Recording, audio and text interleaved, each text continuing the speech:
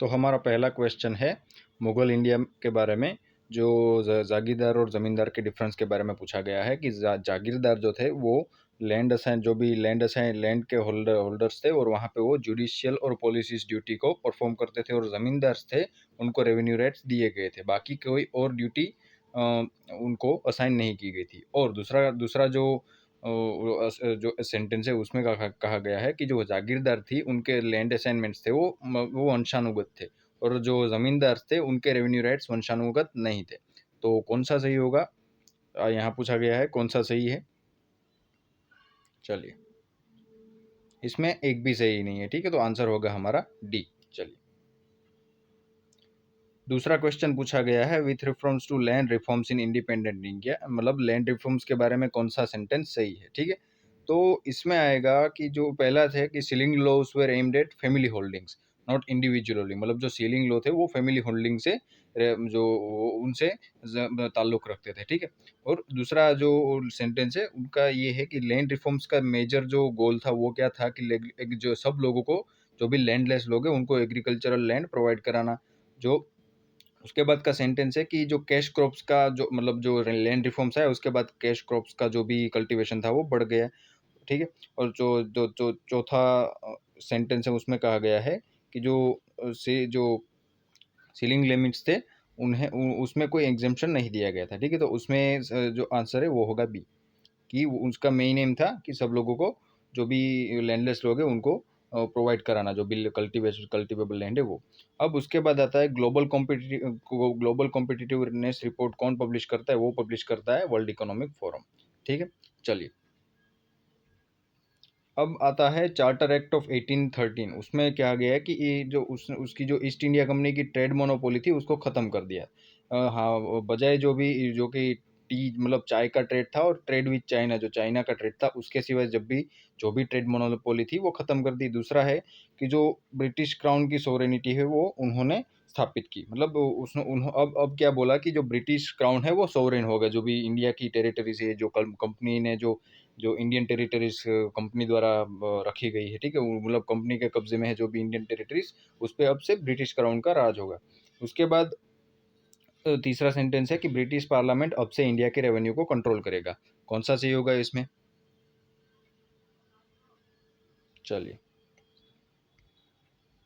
इसमें सही होगा ओनली 1 और 2, ठीक है। चलिए,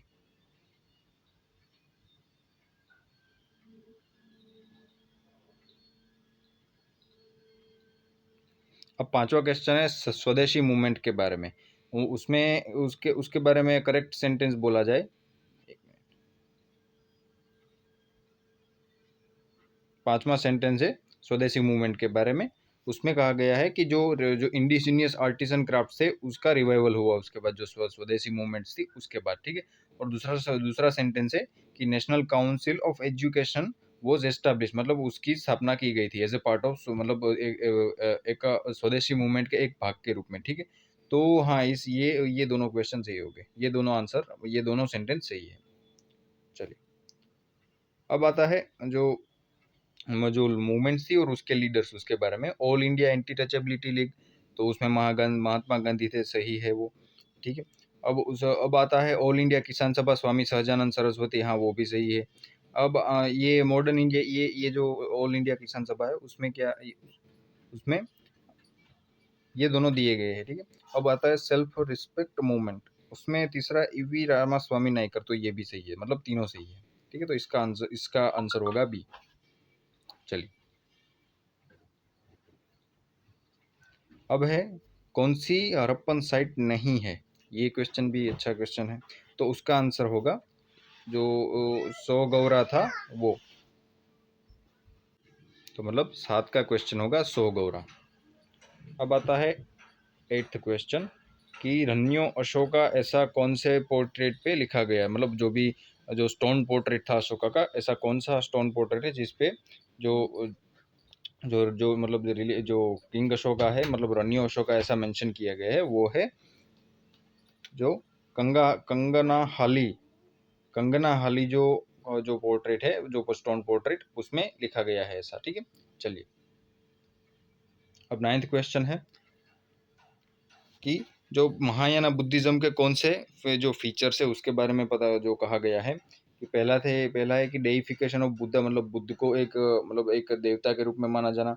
दूसरा है जो बोधिसत्व का पाथ फॉलो करना। तीसरा है वर्चु जो रिचुअल्स है और इमेज वर्शिप और रिचुअल जो बोलते हैं ना, मतलब जो ठीक है, इमेज की वर्शिप करना बुद्धा की, इस तरह से। ठीक है, तो हाँ, ये तीनों सही है महायाना बुद्धिज्म के बारे में, मतलब इसका आंसर होगा डी। चलिए, अब इसके बाद आता है 10th क्वेश्चन, जो विष्टि लेबर जो दिया गया है गुप्ता पीरियड के बारे में, उसके बारे में कौन सा सेंटेंस सही होगा। ठीक है, चलिए, तो आप पॉज करके भी पढ़ सकते हैं। ठीक है, जो मैं आंसर बोलूँ उसके पहले आप जो वीडियो है उसको पॉज करके भी पढ़ सकते हैं। ठीक है, चलिए,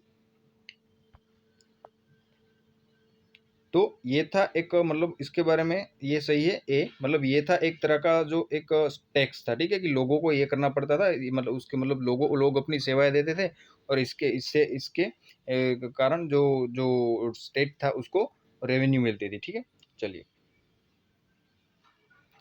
अब आता है 11th क्वेश्चन कल्याण मंडप के बारे में। 11th कल्याण मंडप जो है वो जो न्यूज़ में भी रहता है। ठीक है, आप पढ़ते ही होंगे, जो हमारी जो एकेडमी है उसके जो भी करंट अफेयर्स है उसमें भी कल्याण मंडप आ चुका है 2-3 बार। ठीक है, तो इस कल्याण मंडप के बारे में पूछा गया है कि उस वो को जो उसका जो फीचर है। ठीक है, जो एक मतलब ये एक टेम्पल कंस्ट्रक्शन है। ठीक है, तो वो किसके किंगडम के दौरान देखा जाता था, तो इसका आंसर होगा विजयनगर किंगडम। तो आंसर होगा डी। ठीक है, चलिए, अब 12th क्वेश्चन है कि जो दिल्ली सल्तनत जो दिल्ली सल्तनत है, रेवेन्यू एडमिनिस्ट्रेशन में दिल्ली सल्तनत है। ठीक है, तो जो रेवेन्यू कलेक्शन का चार्ज था जिसको दिया गया था उसको हम आमिल बोलते थे। जो इक्ता सिस्टम थी जो सल्तनत ऑफ दिल्ली की, ठीक है, तो वो एक एंशियंट इंडिजिनियस इंस्टीट्यूशन था, मतलब हमारी कंट्री का अपना ही एक इंस्टीट्यूशन था। जो इक्ता सिस्टम जो सुल्तानत ऑफ दिल्ली ने जो डेवलप किया था, वो मतलब एक इंडिया का ही अपना एंशियंट सिस्टम था। ठीक है, और बाद बाद में मीर बख्शी जो जो मीर बख्शी की जो ऑफिस है, मतलब एक ऐसा जो जो ताज था। ठीक है, मीर बख्शी का हम पोस्ट कह सकते हैं हम। ठीक है, जैसे आईएएस आईपीएस पोस्ट होता है, इसी उसी तरह मीर बख्शी भी एक पोस्ट था। वो किसकी मतलब किसके राज के दौरान आया था, तो वो खिलजी राज के दौरान आया था। खलजी सुल्तान थे उसके उनके राज के दौरान। ठीक है, तो इसमें से कौन सा सही होगा। चलिए, देखिए, इसमें से सही होगा ओनली ए। ठीक है, जो मतलब इक्ता सिस्टम हमारा अपना इंडिजिनियस सिस्टम नहीं था, वो जो दिल्ली मतलब दिल्ली की सल्तनत थी, मतलब जो फॉरेन से इन्वेडर्स आए थे और दिल्ली में सेट हुए थे। ठीक है, उनके द्वारा वो डेवलप किया गया था। ठीक है, और मीर बख्शी की जो थी वो खलजी डायनेस्टी के दौरान नहीं आई थी, जो मीर बख्शी की पोस्ट थी वो। चलिए, अब 13th क्वेश्चन आता है, उसमें कहा गया है कि जो संत निम्बार्क संत थे वो अकबर के समसामयिक थे, मतलब उनके कंटेम्प्रेरी थे, मतलब अकबर के समय में वो भी जो कर रहे वो जो एग्जिस्टेंस में थे। ठीक है, और जो संत कबीर थे, ठीक है, वो शेख अहमद सिरहिंदी से इन्फ्लुएंस हुए थे। चलिए, इसमें से कौन सा सही है। इसमें से मतलब एक भी सही नहीं होगा, मतलब neither neither one neither two. चलिए, अब आता है 14th क्वेश्चन कि ब्रिटिश कॉलोनियल रूल के दौरान जो कौन सा ये सेंटेंस है वो सही होगा।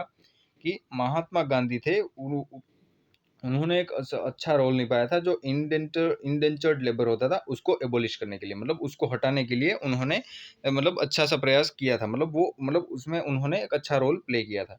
तो इसमें उसके बाद दूसरा सेंटेंस है कि जो वॉर कॉन्फ्रेंस थी केम्सफोर्ड की, ठीक है, लॉर्ड केम्सफोर्ड, उनकी वॉर कॉन्फ्रेंस थी, जो तो उन्होंने तब महात्मा गांधी ने सपोर्ट नहीं किया था किसको, कि इंडियंस को वर्ल्ड वॉर में रिक्रूट करना, जो ऐसा रिजोल्यूशन लाया गया था उसको महात्मा गांधी ने सपोर्ट नहीं किया था। ठीक है, अब अब तीसरा सेंटेंस है कि जो सोल्ट लॉ था, जो इंडियन पीपल के द्वारा सोल्ट लॉ को ब्रेक किया गया था। ठीक है, मतलब जो नमक होता है उसके लॉ को, नमक का नियम था उसको ब्रेक किया गया था इंडियन पीपल के द्वारा।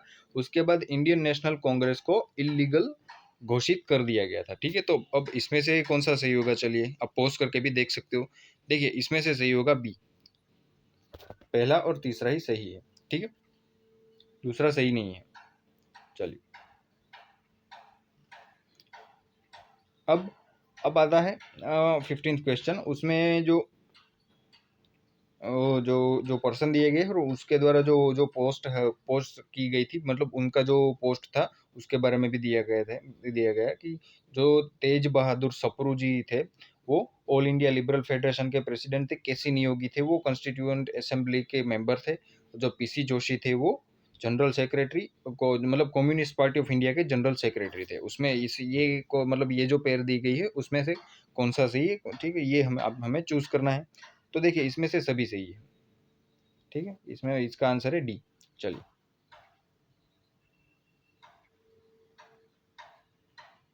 अब आता है 16th क्वेश्चन।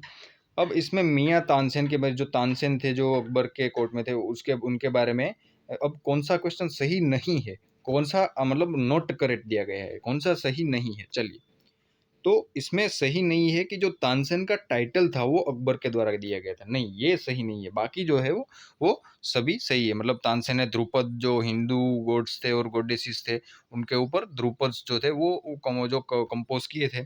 तीसरा था जो अपने तानसेन ने अपने पेट्रॉन्स जो होते हैं, ठीक है, मतलब जो भी उनको मतलब पेट्रोनाइज करते उनके उनके म्यूजिक को, उनके लिए भी गाने कंपोज किए थे। और उन्होंने में जो रागास थे उनको भी इन्वेट किया था। तो ये तीनों सही है, पहला जो है वो गलत है, ठीक। चलिए अब आता है 17th जो 17th क्वेश्चन है वो, जो मुगल साम्राज्य में जो इल्यूस्ट्रेटेड मेन्यूस्क्रिप्ट पर एम्फेसिस दिया जाता था, उसमें से जो एल्बम और इंडिविजुअल पोर्ट्रेट पर एक फोकस शिफ्ट किया गया, ठीक है। पहले क्या होता था कि जो इल्यूस्ट्रेटेड मेन्यूस्क्रिप्ट्स थी उन पे फोकस किया जाता था, उसके बाद जो इंडिविजुअल और एल्बम पोर्ट्रेट्स थे उन पे फोकस शिफ्ट किया गया। तो ये शिफ्टिंग किस मुगल एम्पेरर के समय के दौरान हुआ? चलिए, तो ये है जहांगीर। जहांगीर की जो रेंज थी उसके मतलब उसका जो राज था उसके दौरान ये शिफ्ट हुआ। चलिए अब आता है 18th क्वेश्चन कि कौन सा नेशनल पार्क है वो टेम्परेट अल्पाइन जोन में आता है। चलिए, इसमें होगा valley of flowers national park, है ना।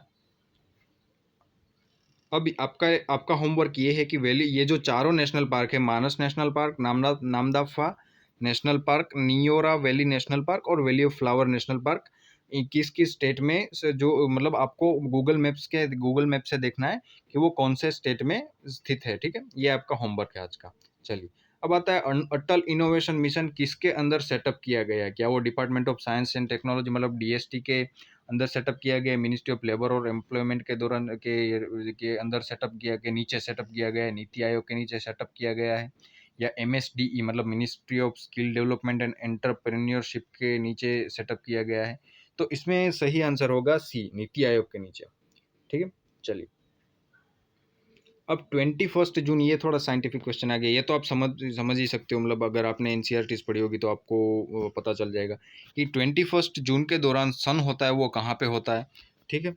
चलिए, तो इसमें होगा जो 21 जून मतलब आपको पता है कि वो जो जो जो कैंसर जो होता है, ट्रॉपिक ऑफ कैंसर, उसके ऊपर होता है, ठीक है। तो इसका मतलब ये हुआ कि जो आर्कटिक सर्कल है नॉर्थ पोल पे, ठीक है, मतलब उसके उस पर जो हॉरिजॉन के नीचे जो नहीं जाएगा, मतलब वहां पे दिन मतलब वहां पे रात नहीं होगी, जो आर्कटिक सर्कल है वहां पे रात नहीं होगी, ठीक है। चलिए अब आता है 21st क्वेश्चन, सॉरी। जो न्यू वर्ल्ड थे, जो जो जो जो न्यू वर्ल्ड, जो ये प्लांट्स दिए गए कुछ, ठीक है, मतलब tobacco, cocoa rubber, tobacco, cotton, rubber, इसमें से कौन से ऐसे प्लांट है जो न्यू वर्ल्ड में डोमेस्टिकेट किए गए थे और ओल्ड वर्ल्ड में इंट्रोड्यूस किए गए थे, ठीक है। तो इसका जो सही आंसर है, मतलब ये मैंने जो डिफरेंट डिफरेंट जो आंसर कीज देखी है, ठीक है, उसमें ए और बी दोनों लिखा गया है। कुछ आंसर कीज में टोबैको और कोको और रबर दिखाया गया है, और कुछ आंसर्स में टोबैको, कॉटन और रबर दिखाया गया है। लेकिन जो अगर एक तरह से देखें तो आंसर होना चाहिए ए, टोबैको, कोकोआ और रबर, ठीक है। चलिए अब आता है 22nd क्वेश्चन कि एशियाटिक लायन जो है वो इंडिया में कहाँ पर नेचुरली पाए जाते हैं, ठीक है। नहीं सॉरी, इंडिया में ये नेचुरली पाए जाते हैं। जो डबल हम्प्ड कैमल है वो भी इंडिया, सिर्फ और सिर्फ इंडिया में ही पाए जाते हैं, नेचुरली पाया जाता है, ठीक है। बाकी जगहों पे पाए जाते होंगे तो वो नेचुरली नहीं पाए जाते होंगे, वहाँ पे लाया जाया होगा, इस तरह से होता है। लेकिन इंडिया में तो वो नेचुरली ही पाए जाते हैं। चलिए अब तीसरा आंसर है कि तीसरा सेंटेंस है कि जो वन हॉर्न्ड राइनोसेरोस है, ठीक है, मतलब एक सींगी गेंडा होता है, वो इंडिया में नेचुरली पाया जाता है, ठीक है। तो इसमें कौन सा आंसर सही होगा? चलिए इसमें आंसर सही होगा सिर्फ और सिर्फ ए, ठीक है, मतलब पहला ही जो सेंटेंस है वो सही है। चलिए, अब आता है जो भी प्लेसेस है और दूसरी जो रिवर है, मतलब उसके मतलब उसके जो उसका जो किनारा होगा उस पे स्थित होगा ये जो प्लेस है वो, ठीक है। इसी तरह से ये आंसर पूछा गया है, तो इसमें कौन सा सही होगा? जो पंढरपुर है वो चंद्रभागा रिवर से रिलेटेड है, और जो तिरुचिरापल्ली है वो कावेरी रिवर से संबंधित है, और जो हम्पी है वो मालप्रभा रिवर से संबंधित है। चलिए, तो इसमें आंसर सही होगा पहला और दूसरा, मतलब ए, ठीक है। चलिए, तो मतलब तीसरा जो इसमें हम्पी जो है वो मालप्रभा रिवर पे रिलेटेड, मालप्रभा रिवर से रिलेटेड नहीं है, इसका मतलब ये। चलिए, अब आता है 24th क्वेश्चन कि जो ऑफिशियल पॉवर्टी लाइन से कुछ स्टेट्स की, ठीक है, वो अदर स्टेट से मतलब वेरी करती है, ठीक है, मतलब इंडिया के हर एक स्टेट की जो ऑफिशियल पॉवर्टी लाइन है वो डिफरेंट रहती है। तो इसका इसका कारण ये है कि जो किसी जो स्टेट्स है, ठीक है, उसके जो प्राइस लेवल्स है वो वेरी करते हैं, ठीक है। कुछ चीज़ें कुछ स्टेट में सस्ती मिलती होगी, तो कुछ स्टेट्स में है जो कुछ स्टेट्स में कुछ चीज़ें सस्ती मिलती होगी, इस तरह से, मतलब 24th का आंसर होगा बी। चलिए, अब आता है 25th क्वेश्चन, उसमें कहा गया है कि जो जो साइरस क्लाउड थिनिंग टेक्निक होती है वो साइंटिस्ट किस लिए सजेस्ट करते हैं? मतलब सर, ये जो साइरस क्लाउड होते हैं, ठीक है, क्लाउड्स के टाइप्स होते हैं, आपने एनसीईआरटी पढ़ी होगी तो आपको पता होगा, और जो जीसी लिए होंगे उसमें भी दिए गए हैं, ठीक है। तो साइरस क्लाउड को पतला करने की जो टेक्निक है, और जो सल्फेट एरोसोल्स है उनको इंजेक्ट, जो स्ट्रेटोस्फियर में इंजेक्ट किया जाता है, उन टेक्निक्स का यूज करना चाहिए, ऐसा कह रहे हैं साइंटिस्ट। तो वो किस लिए यूज करना चाहता है ये हमें बताना है। तो वो मतलब ऐसा कौन सा गोल है कि इसको एकम्प्लिश करने के लिए इन टेक्निक्स का यूज किया जाना चाहिए, ठीक है। तो इसका आंसर होगा रिड्यूसिंग द ग्लोबल वार्मिंग, मतलब ग्लोबल वार्मिंग को रिड्यूस करने के लिए हमें ये करना चाहिए, ठीक है। चलिए, तो 25th का आंसर होगा डी। अब आता है 26th क्वेश्चन कि जो पायरोलिसिस और प्लाज्मा गैसिफिकेशन मेंशन किया गया है, मतलब ये जो दो टर्म है पायरोलिसिस और प्लाज्मा गैसिफिकेशन, ठीक है, तो ये जो दो टर्म है किसके कंटेक्स्ट में दी जाती है, ठीक है। चलिए, तो इसका आंसर क्या होगा आपको बताना है। इसका आंसर होगा वेस्ट टू एनर्जी टेक्नोलॉजी है ये, तो मतलब 26 का आंसर होगा डी। चलिए,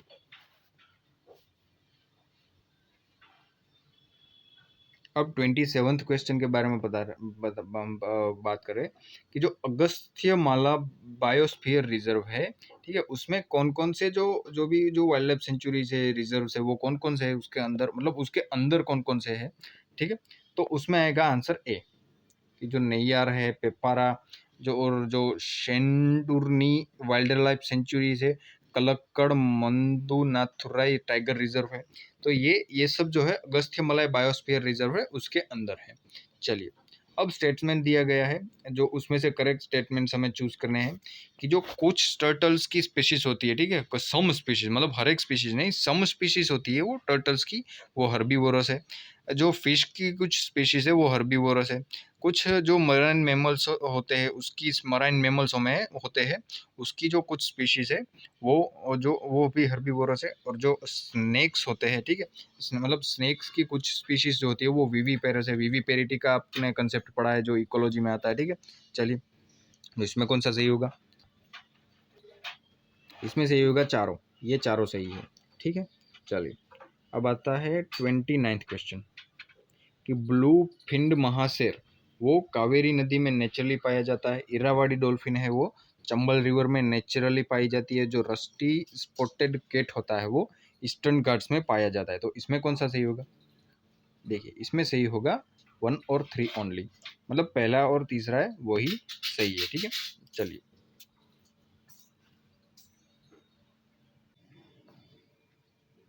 अब जो मतलब जो 29th का जो आंसर है वो होगा सी, ठीक है, पहला और तीसरा सही है। अब आता है 30th क्वेश्चन, जो माइक्रोबीड्स है उसके बारे में कि जो उसका एक मतलब एक कंसर्न क्या है, जो जो एनवायरनमेंट में रिलीज करने का एक कंसर्न क्या है, मतलब कौन सा प्रॉब्लम हो सकता है अगर हम माइक्रोबिट्स को एनवायरनमेंट में रिलीज कर दे तो।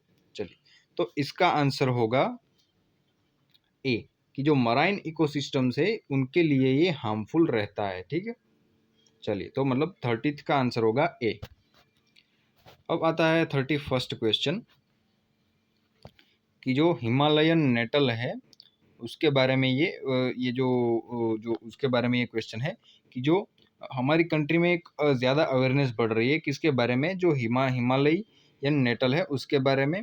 ठीक है, तो मतलब वो एक मतलब ये एक क्यों ऐसा है, क्यों मतलब ये एक सस्टेनेबल सोर्स है। मतलब किसका सोर्स है सस्टेनेबल सोर्स, ये है टेक्सटाइल फाइबर का एक अच्छा सा सोर्स। ठीक है, हिमालयन नेटल है वो टेक्सटाइल फाइबर का अच्छा सा सोर्स है, इसलिए उसके बारे में अवेयरनेस हमारी कंट्री में बढ़ रही है। तो इसका आंसर होगा डी। चलिए, अब आता है 32। 32 का क्वेश्चन है। 32 जो क्वेश्चन है उसमें जो सेंटेंसेस दिए गए हैं कि हम जो जो सैटेलाइट इमेजेस है और रिमोट सेंसिंग डेटास है, ठीक है, तो वो हम किसके लिए यूज़ कर सकते हैं। पहला है क्लोरोफिल कंटेंट जो होता है वेजिटेशन में जो एक लोकेशन पे, उसको मेजर करने के लिए हम ये जो सैटेलाइट इमेजरी है उसका यूज़ कर सकते हैं। जो ग्रीन हाउस गैस एमिशंस है जो राइस पेडीज के और स्पेसिफिक लोकेशन पे, ठीक है, उसके लिए भी हम यूज़ कर सकते हैं। जो लैंड सरफेस है और जो सॉरी लैंड सरफेस के टेम्परेचर्स होते हैं जो स्पेसिफिक लोकेशन पे, उसको मेजर करने के लिए भी हम ये जो इमेजेस है सैटेलाइट की और रिमोट सेंसिंग डेटा है उसको यूज़ कर सकते हैं। तो ये तीनों सही है। ठीक है, मतलब इसका 32 का आंसर होगा डी। अब आता है 33 क्वेश्चन कि छत्तीसगढ़ और जो ये जो स्टेट्स दिए गए हैं, ठीक है, उसमें से परसेंटेज ऑफ फॉरेस्ट कवर जो आता है, ठीक है, और टू टोटल एरिया ऑफ जो स्टेट होता है, मतलब जो टोटल एरिया ऑफ स्टेट अगर 100 किलोमीटर पर स्क्वायर हो गया और 50 किलोमीटर 100 स्क्वायर किलोमीटर्स हो गया और 50 स्क्वायर किलोमीटर्स उसमें अगर फॉरेस्ट का कवर है तो 50% होगा वो उसका फॉरेस्ट कवर कहलाएगा। ठीक है, तो इसी तरह से हमें ये जो छत्तीसगढ़, मध्य प्रदेश, महाराष्ट्र और उड़ीसा है, उनको हमें असेंडिंग ऑर्डर में हमें लिखना है कि किस स्टेट्स में जो फॉरेस्ट कवर है उसके हिसाब से हमें इसको असेंडिंग ऑर्डर्स में लिखना है। चलिए, तो आपको देखना है इस चारों में से। ठीक है, चलिए, तो इसका आंसर होगा 3241। तो इसका आंसर होगा सी, 33 का आंसर होगा सी। चलिए, 3241 मतलब महाराष्ट्र में ज़्यादा है, उसके बाद मध्य प्रदेश में ज़्यादा है, उसके बाद उड़ीसा में ज़्यादा है, उसके बाद छत्तीसगढ़ में ज़्यादा है। ठीक है, चलिए, अब आता है 34th क्वेश्चन। बता 34th क्वेश्चन कि इसमें मीथेन हाइड्रेट के बारे में पूछा गया है कि उनके बारे में कौन सा सेंटेंस है वो सही है। कि जो कि ग्लोबल वार्मिंग के कारण जो मीथेन गैस का जो रिलीज होता है वो हो सकता है, वो पॉसिबल हो सकता है इन डिपॉजिट्स में से। ठीक है, और दूसरा सेंटेंस है जो मीथेन हाइड्रेट के जो लार्ज डिपॉजिट्स होते हैं वो आर्कटिक टुंड्रा और सी फ्लोर के अंदर पाए जाते हैं। और तीसरा सेंटेंस है जो और एटमॉस्फेयर में जो मीथेन होता है वो कार्बन डाइऑक्साइड में ऑक्सीडाइज होता है। मतलब जो एक और दो दाई के मतलब जो दशका होता है जो डिकेड हम कहते हैं, वो एक या दो डिकेड में वो जो मीथेन होता है वो कार्बन डाइऑक्साइड में ऑक्सीडाइज होता है। ठीक है, तो चलिए इसमें से कौन सा सही होगा, इसमें से तीनों सही होंगे। ठीक है, तो मतलब आंसर 34th का आंसर होगा डी। चलिए, अब आता है 35th क्वेश्चन कि जो जो जो क्रॉप और बायोमास का जो बर्निंग होता है, ठीक है, तो उसमें जो रेसिड्यू निकलता है उसमें उसमें जो दिए गए जो गैसेस है carbon monoxide, methane, ozone, sulphur dioxide, ये उसमें से कौन कौन निकलता है। ठीक है, जो जो क्रॉप और बायोमास का रेसिड्यू होता है उनको बर्न करने से कौन कौन से गैस रिलीज होते हैं उसके बारे में ये क्वेश्चन है। तो मतलब ये कार्बन मोनोऑक्साइड, मीथेन, ओजोन और सल्फर डाइऑक्साइड, ये सभी गैस रिलीज होते हैं। इसका मतलब है इसका आंसर होगा डी। 35th का आंसर होगा डी। चलिए, अब क्वेश्चन आता है 36। 36 में जो जो जो एक पेयर दी गई है कि सी एक समुद्र दिया गया है सी, और उसकी जो बॉर्डरिंग कंट्रीज है उसके बारे में पूछा गया है। ठीक है, कि अड्रियाटिक सी है उसको अल्बानिया बॉर्डर करता है, जो ब्लैक सी है उस पर क्रोएशिया बॉर्डर करता है, कास्पियन सी है उसमें कजाकिस्तान बॉर्डर करता है, मेडिटेरेनियन सी है उसको जो मोरक्को है वो बॉर्डर करता है, मतलब उसकी बॉर्डर टच होती है। रेड सी है उस पर सीरिया की बॉर्डर टच होती है। तो चलिए इसमें से कौन सा सही होगा। देखिए, इसमें से सही होगा 1, 3 एंड 4। ठीक है, चलिए, 1, 3 और 4 मतलब जो 36 थे उसका आंसर बी होगा। अब आता है 36th क्वेश्चन, जो लास्ट 5 ईयर में कौन सा देश है वो सबसे बड़ा एक्सपोर्टर रहा है राइस का। ठीक है, तो इसमें आंसर होगा बी, हमारा इंडिया। ठीक है, 37th का आंसर होगा बी। अब 38th क्वेश्चन आता है जो ग्लेशियर है और रिवर है। ठीक है, वो मतलब जो रिवर है कौन सा ग्लेशियर से ओरिजिनेट होती है उसका ये एक दिया गया है, पेयर दिया गया है, उसमें से कौन सा करेक्ट पेयर है ये हमें मैच करना है। ठीक है, चलिए। तो पहला है बंदरपूछ ग्लेशियर है, इस पे इस यहाँ से यमुना नदी जो है वो यमुना नदी है जो है वो निकलती है। दूसरा है बाराशिंगरी ग्लेशियर, उस पे से चेन्नाब नदी निकलती है। जो मिलाम ग्लेशियर है उसमें से मंदाकिनी नदी निकलती है। सियाचिन है उसमें से नुब्रा नदी निकलती है। और जेमू है वो उसमें से मानस नदी निकलती है। तो यहाँ से अब यहाँ पे जो सही आंसर होगा वो होगा ए, 1, 2 और 4। ठीक है, मतलब जो 3 और 5 है वो गलत है। चलिए, अब आता है 39th क्वेश्चन, जो केमिकल्स के बारे में पूछा गया है कि जो मिथाइल पैराथियोन है, फोरेट है, ट्रायाजोफोस है, उनको एक डर के मतलब एप्रीहेंशन से देखा जाता है, मतलब उनको मतलब उन उन ये जो केमिकल्स है उनको एक डर से देखा जाता है। ठीक है, तो ये केमिकल्स किसके के ये केमिकल्स किस में यूज होते हैं, मतलब ये केमिकल्स किस तरह से यूज होते हैं, तो इसका सही आंसर होगा पेस्टिसाइड्स। जो एग्रीकल्चर का पेस्टिसाइड्स होता है उसमें ये यूज होता है, मतलब 39th का आंसर होगा ए। चलिए, अब 40th जो क्वेश्चन है उसमें पूछा गया है कि जो रामसर कन्वेंशन है कि जो गवर्नमेंट ऑफ इंडिया है उसको जो हर एक वेटलैंड होती है हमारी कंट्री के अंदर आई हुई, हर एक वेटलैंड को मैंडेटरी है गवर्नमेंट इंडिया को, गवर्नमेंट के इंडिया को मतलब कंजर्व करना पड़ेगा, उसका रक्षण करना पड़ेगा। ठीक है, अब दूसरा जो सेंटेंस है उसमें कहा गया है कि जो वेटलैंड रूल्स है 2010 के, वो रामसर कन्वेंशन के रिकमेंडेशन मतलब उनकी जो रिकमेंडेशन थी उसके उसके ऊपर गवर्नमेंट ऑफ इंडिया के द्वारा बनाए गए थे। ठीक है, और जो तीसरा जो सेंटेंस है कि जो वेटलैंड रूल्स है वो जो वेटलैंड रूल्स है जो 2010 के, वो ड्रेनेज एरिया जो होता है और कैचमेंट रीजन्स भी जो होते हैं वेटलैंड्स के, ठीक है, वो भी उसको भी इनकम्बेंस करते हैं, मतलब उसको भी इंक्लूड कर लेते हैं। जो अथॉरिटी मतलब जैसे जैसे डिटरमाइन करती है वो ऐसे ऐसे जो भी ड्रेनेज एरिया जो होता है जो वेटलैंड का और जो कैचमेंट रीजन्स होता है उनको भी इंक्लूड कर लेता है। ठीक है, कंजर्वेशन में। तो इसमें कौन सा सही होगा? इसमें ये जो क्वेश्चन है उसमें कुछ कुछ ये जो कुछ जो दिया गया है, कुछ की आंसर किस दी गई है उसमें बी लिखा गया है। ठीक है, कुछ कुछ मैंने देखा है कि कुछ कुछ आंसर कीज थी उसमें सिर्फ बी दिया गया और कुछ आंसर कीज में सी दिया गया है। ठीक है, तो मेरे हिसाब से तो इसमें बी होना चाहिए। ठीक है, दो मतलब सेकंड जो सेंटेंस है वो भी जो वो करेक्ट होना चाहिए। चलिए,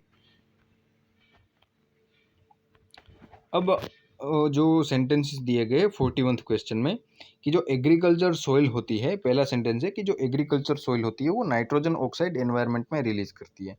दूसरा है जो केटल होता है, ठीक है, जो वो भी एनवायरनमेंट में एमोनिया को मतलब रिलीज करता है। जो पोल्ट्री इंडस्ट्रीज होती है, ठीक है, वो एक रिएक्टिव नाइट्रोजन कंपाउंड्स होते हैं, उनको एनवायरनमेंट में रिलीज करती है। ठीक है, तो ये तीनों सही है, मतलब 41st का आंसर होगा वो डी। अब 42nd क्वेश्चन है कि जो अलियार, ईसापुर, कंगसाबती, ये जो प्लेसेस है उनमें कॉमन क्या है? ठीक है, तो इनमें कॉमन ये है कि ये जो तीनों प्लेसेस है वो वाटर रिजर्वोयर्स है। ठीक है, उसमें वाटर रिजर्वोयर्स पाए जाते हैं। चलिए, अब आता है 43rd क्वेश्चन, मतलब 42nd का आंसर होगा डी। अब आता है 43rd क्वेश्चन, उसमें जो हाइड्रोजन एनरिच्ड सीएनजी होता है, मतलब HCNG होता है, उनको उनको मतलब रिकमेंडेशन दिया गया है कि वो बसेस जो होते हैं पब्लिक ट्रांसपोर्ट की, उनमें एज अ फ्यूल यूज करना चाहिए। तो इस कंटेक्स्ट में जो सेंटेंस दिए गए हैं उसको हमें पढ़ना है कि जो पहला सेंटेंस है कि जो कार्बन मोनोऑक्साइड का एमिशन होता है वो एलिमिनेट कर देता है, HCNG होता है, ये एक उसका एडवांटेज रहता है। दूसरा सेंटेंस है कि जो कार्बन डाइऑक्साइड होता है और हाइड्रोकार्बन का एमिशन भी कम करता है, HCNG जो होता है वो। ठीक है, और जो हाइड्रोजन जो हाइड्रोजन होता है वो जो जो जो सीएनजी का जो वॉल्यूम होता है उसका जो 1/5 पार्ट होता है जो हाइड्रोजन का, उसको ब्लेंड किया जा सकता है। ठीक है, मतलब जो 100 लीटर अगर सीएनजी हो तो उसमें 20 लीटर हाइड्रोजन हम ब्लेंड कर सकते हैं। ठीक है, ये तीसरा सेंटेंस है। चौथा सेंटेंस है जो सीएनजी से HCNG फ्यूल है वो मतलब सस्ता है थोड़ा, जो लेस एक्सपेंसिव है। ठीक है, वो थोड़ा चीपर रहता है। ठीक है, तो इन चारों में से कौन सा सेंटेंस है ये आपको बताना है।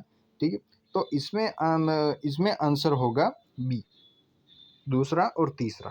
ठीक है, कि जो कार्बन डाइऑक्साइड और कार्बन डाइऑक्साइड है और उसका वो एमिशन कम करता है हाइड्रोकार्बन का।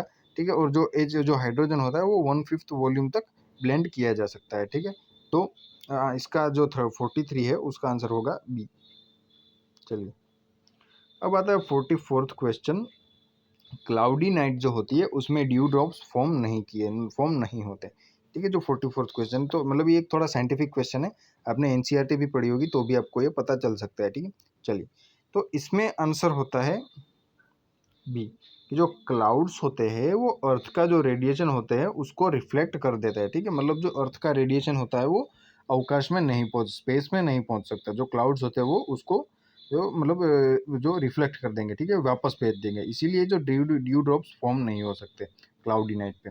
ठीक है, चलिए, अब आता है एक पॉलिटी का क्वेश्चन है 45th, कि जो 44th अमेंडमेंट की गई थी हमारी, ठीक है, 1978 में जो आया था। ठीक है, उसमें इंट्रोड्यूस किया गया था एक आर्टिकल, कि जो उसमें जो प्राइम मिनिस्टर का जो इलेक्शन होगा उसका जुडिशियल रिव्यू नहीं हो सकता, ऐसा एक आर्टिकल दाखिल किया गया था।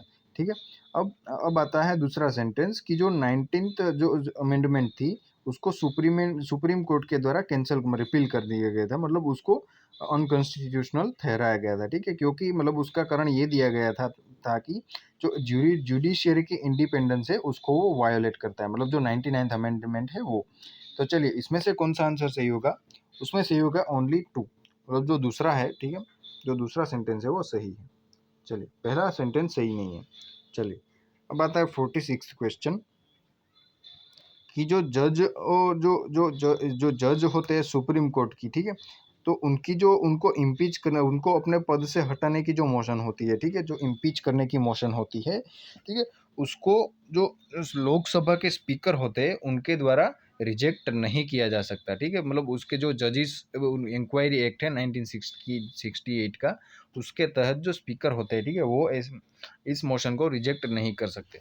दूसरा सेंटेंस है कि जो इनकेपेसिटी एंड प्रूव्ड मिसबिहेवियर का जो एक मतलब डेफिनेशन जो आप पढ़ते होंगे ना पॉलिटी की बुक में, जो इनकेपेसिटी और प्रूव्ड मिसबिहेवियर का ग्राउंड्स रहते हैं। ठीक है, तो ये दोनों जो टर्म है उसके लिए मतलब जो जो कॉन्स्टिट्यूशन ऑफ इंडिया है, भारत का संविधान है, उसमें इन दोनों जो जो टर्म्स है उसके लिए डेफिनेशन दिया गया है कि क्या जो इनकेपेसिटी है, क्या प्रूव्ड मिसबिहेवियर है, उनके जो ठीक है, जो जजेस होते हैं सुप्रीम कोर्ट के, उनका जो इनकेपेसिटी क्या है, प्रूव्ड मिसबिहेवियर क्या है, उनके बारे में डिटेल्स दी गई है। ठीक है, जो भारत का संविधान है उसमें। अब तीसरा सेंटेंस है कि जो जो जजेस की जो सुप्रीम कोर्ट के जजेस होते हैं उनको इम्पीच करने की प्रोसेस जो जजेस इंक्वायरी एक्ट है 1968 का, उसमें दी गई है। ठीक है, अब जो फोर्थ क्वेश्चन है, फोर्थ सेंटेंस है। अब फोर्थ सेंटेंस ये है कि जब ये मोशन फॉर इम्पीचमेंट ऑफ जज, मतलब जज के इम्पीचमेंट का जो मोशन है अगर वो पास किया जाए, तो उसमें जो भी हाउस है वो दोनों हाउस इसके द्वारा बैक किया जाना चाहिए। ठीक है, और उसमें कैसा सपोर्ट मिलना चाहिए कि जो टोटल मेंबरशिप ऑफ हाउस है, ठीक है, उसकी मेजोरिटी और जो प्रेजेंट और वोट कर रहे हैं, ठीक है, मतलब जो हाजिर है और वोटिंग कर रहे हैं जो भी उसके सदस्य, उसकी 2/3 मेजोरिटी के साथ ये सपोर्ट होना चाहिए। ठीक है, चलिए, तो अब इन चारों सेंटेंस में से मतलब कौन सा सही है ये हमें बताना है। ठीक है, 46 क्वेश्चन है ये, तो इसमें सही होगा जो फोर्थ जो सी है वो। ठीक है, 3 और 4 ये दोनों सही है। ठीक है, तो इसका सही आंसर होगा सी। चलिए, मतलब 3 और 4 मतलब ये जो मतलब इसमें हम कह सकते हैं कि जो स्पीकर होते हैं वो रिजेक्ट कर सकते हैं, और जो हमारा कॉन्स्टिट्यूशन ऑफ इंडिया है वो उसमें उसके बारे में डिटेल नहीं देता, जो भी इनकेपेसिटी और प्रूव्ड मिसबिहेवियर है, इन दोनों टर्म्स के बारे में पर्टिकुलर कोई डेफिनेशन अवेलेबल नहीं है। चलिए, अब जो 47th है, ठीक है, उसमें क्वेश्चन है हमारा, कि जो 9th शेड्यूल इंट्रोड्यूस किया गया था, ठीक है, वो किसकी प्राइम मिनिस्टरशिप के दौरान किया गया था। ठीक है, चलिए, अब इसमें आएगा जवाहरलाल नेहरू ए। 47th का आंसर होगा ए। चलिए, अब आता है 48th क्वेश्चन, कि कोल सेक्टर है वो नेशनलाइज कर दिया गया था इंदिरा गांधी जब इंडिया की प्राइम मिनिस्टर थी उसके अंदर, और जो जो अब क्या हो रहा है कि कोल ब्लॉक्स जो है वो लॉटरी बेसिस पे एलोकेट हो रही है। ठीक है, अब थर्ड सेंटेंस है उसमें कहा गया है कि जो इंडिया ने क्या किया कि कोल को इंपोर्ट किया, क्यों? क्योंकि जो डोमेस्टिक जो सप्लाई थी, जो मतलब अब तक क्या हुआ कि डोमेस्टिक जो सप्लाई थी इंडिया की, तो कोल की उसकी शॉर्टेज को कंपेंसेट करने के लिए इंडिया ने इंपोर्ट किया कोल को। लेकिन अभी क्या है कि जो इंडिया अभी सेल्फ सफिशिएंट है कोल के प्रोडक्शन में, ठीक है? चलिए, मतलब टिल रिसेंटली, मतलब अभी तक इंडिया इंपोर्ट कर रहा था, लेकिन अब क्या है कि इंडिया सेल्फ सफिशिएंट है। चलिए, तो इसमें कौन सा सही होगा? इसमें सही होगा ए, सिर्फ और सिर्फ वन, पहला सही है, ठीक है। अब आता है 49th क्वेश्चन। जो 40 जो 8th क्वेश्चन है उसका आंसर होगा ए, और 49th क्वेश्चन है जो parliament prevention of disqualification act 1959 था, ठीक है?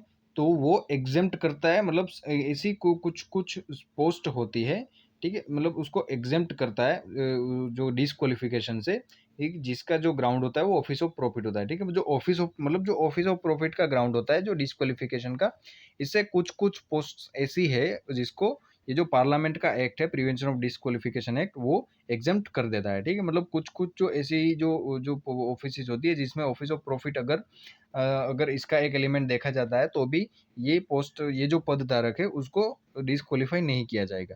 चलिए, अब ये जो एक्ट है, दूसरा सेंटेंस है, जो parliament prevention of disqualification act है उसको 5 बार अमेंड किया गया है।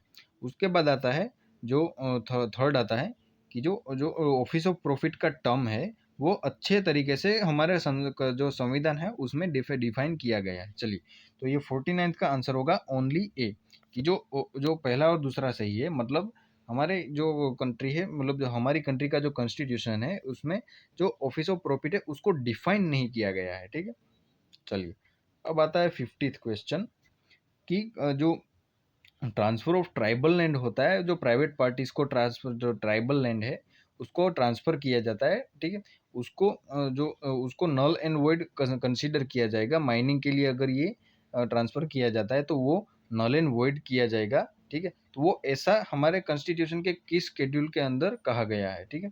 ऐसा, मतलब ऐसा प्रोविजन किस शेड्यूल के अंदर दिया गया है, ठीक है? तो इसका सही आंसर होगा 5th शेड्यूल, है ना? आपका आज का होमवर्क ये भी है, आपको 5th शेड्यूल के बारे में भी पढ़ना है पॉलिटी की बुक से, ठीक है? चलिए, अब आता है पीवीटीजी के बारे में, मतलब जो पर्टिकुलरली वल्नरेबल ट्राइबल ग्रुप्स होते हैं उसके बारे में। हाँ, ठीक है। ये पहला सेंटेंस है कि जो पीवीटीजी से वो 18 स्टेट्स और 1 यूनियन टेरी में रहते हैं, ठीक है? मतलब इंडिया के हर एक स्टेट में ये पीवीटीजीज नहीं है, 18 स्टेट्स और 1 यूनियन टेरी में ये रहते हैं, मतलब इनमें ये एग्जिस्ट करता है। चलिए, और एक क्राइटेरिया क्या है पीवीटीजी, दूसरा सेंटेंस है पीवीटीजी स्टेटस को डिटरमाइन करने का क्राइटेरिया, मतलब इनके कुछ क्राइटेरियाज तो होंगे कि कौन सा ट्राइबल ग्रुप है उनको पीवीटीजी में रखना है। तो इसका एक क्राइटेरिया है कि जो डिक्लाइनिंग और स्टेगनेंट पॉपुलेशन, मतलब उनकी अगर पॉपुलेशन अगर स्थिर हो या कम हो रही हो, तो ये एक इंडिकेटर है कि वो particularly vulnerable tribal group declare किया जा सकता है इस ग्राउंड पे, ठीक है? तो मतलब ये एक इंडिकेटर है कि स्टेगनेंट और डिक्लाइनिंग पॉपुलेशन, ये एक इंडिकेटर है कि पीवीटीजी स्टेटस को डिटरमाइन करने के लिए। अब तीसरा सेंटेंस है कि करंटली हमारी कंट्री में 95 पीवीटीजी है वो ऑफिशियली नोटिफाइड किए जा चुके हैं। इर्रूलर और कोंडा रेड्डी ट्राइब्स है, जो ये दोनों ट्राइब्स है, जो इर्रूलर और कोंडा रेड्डी ट्राइब, ये पीवीटीजीज के लिस्ट में इंक्लूडेड है, ठीक है? तो चलिए, इसमें से कौन सा सही होगा? 51th क्वेश्चन है, इसमें से सही होगा 1, 2 और 4, कि हमारी कंट्री में 95 पीवीटीजीस नोटिफाइड नहीं है, ठीक है? आपका ये भी होमवर्क है कि करंटली कितना कितने जो पीवीटीजीस है वो हमारी कंट्री में नोटिफाइड किए गए हैं, ठीक है? चलिए, अब आता है 52 क्वेश्चन, मतलब 51 का आंसर होगा सी। 52nd क्वेश्चन है, चलिए, कि जो प्रोहिबिशन और लिमिटेशंस ये प्रोहिबिशन और लिमिटेशंस दिए जाते हैं, जो इसके प्रोविजंस, ठीक है, हमारे ऑर्डिनरी लॉज में, ठीक है? और उसको हम कैसे यूज़ नहीं कर सकते कि जो आर्टिकल 142 के अंदर जो पावर्स दिए जाते हैं, कॉन्स्टिट्यूशनल पावर्स, ठीक है, उनके प्रोहिबिशंस और लिमिटेशंस के रूप में ये जो ऑर्डिनरी लॉज के प्रोहिबिशंस और लिमिटेशंस यूज़ नहीं किए जा सकते। तो इसका मतलब एक क्या हो सकता है, इसके बारे में हमें पूछा गया है कि पहला जो ऑप्शन है ये है कि जो इलेक्शन कमीशन होता है, ठीक है, उनके द्वारा लिए गए जो डिसीजंस होते हैं, ठीक है, वो उनको किसी भी कोर्ट में चैलेंज नहीं किया जा सकता, ठीक है। मतलब जो इलेक्शन और कमीशन वो जब अपनी ड्यूटी कर रहा हो तो उनके द्वारा जो भी डिसीजंस लिए जाते हैं उनको किसी भी कोर्ट में वो चैलेंज नहीं किया जा सकता। अब दूसरा जो ऑप्शन है वो है जो सुप्रीम कोर्ट ऑफ इंडिया है वो अपने पावर का यूज़ करने में ये जो हमारी कंट्री पार्लियामेंट के द्वारा बनाए गए लॉ है उनके द्वारा बाधित नहीं है।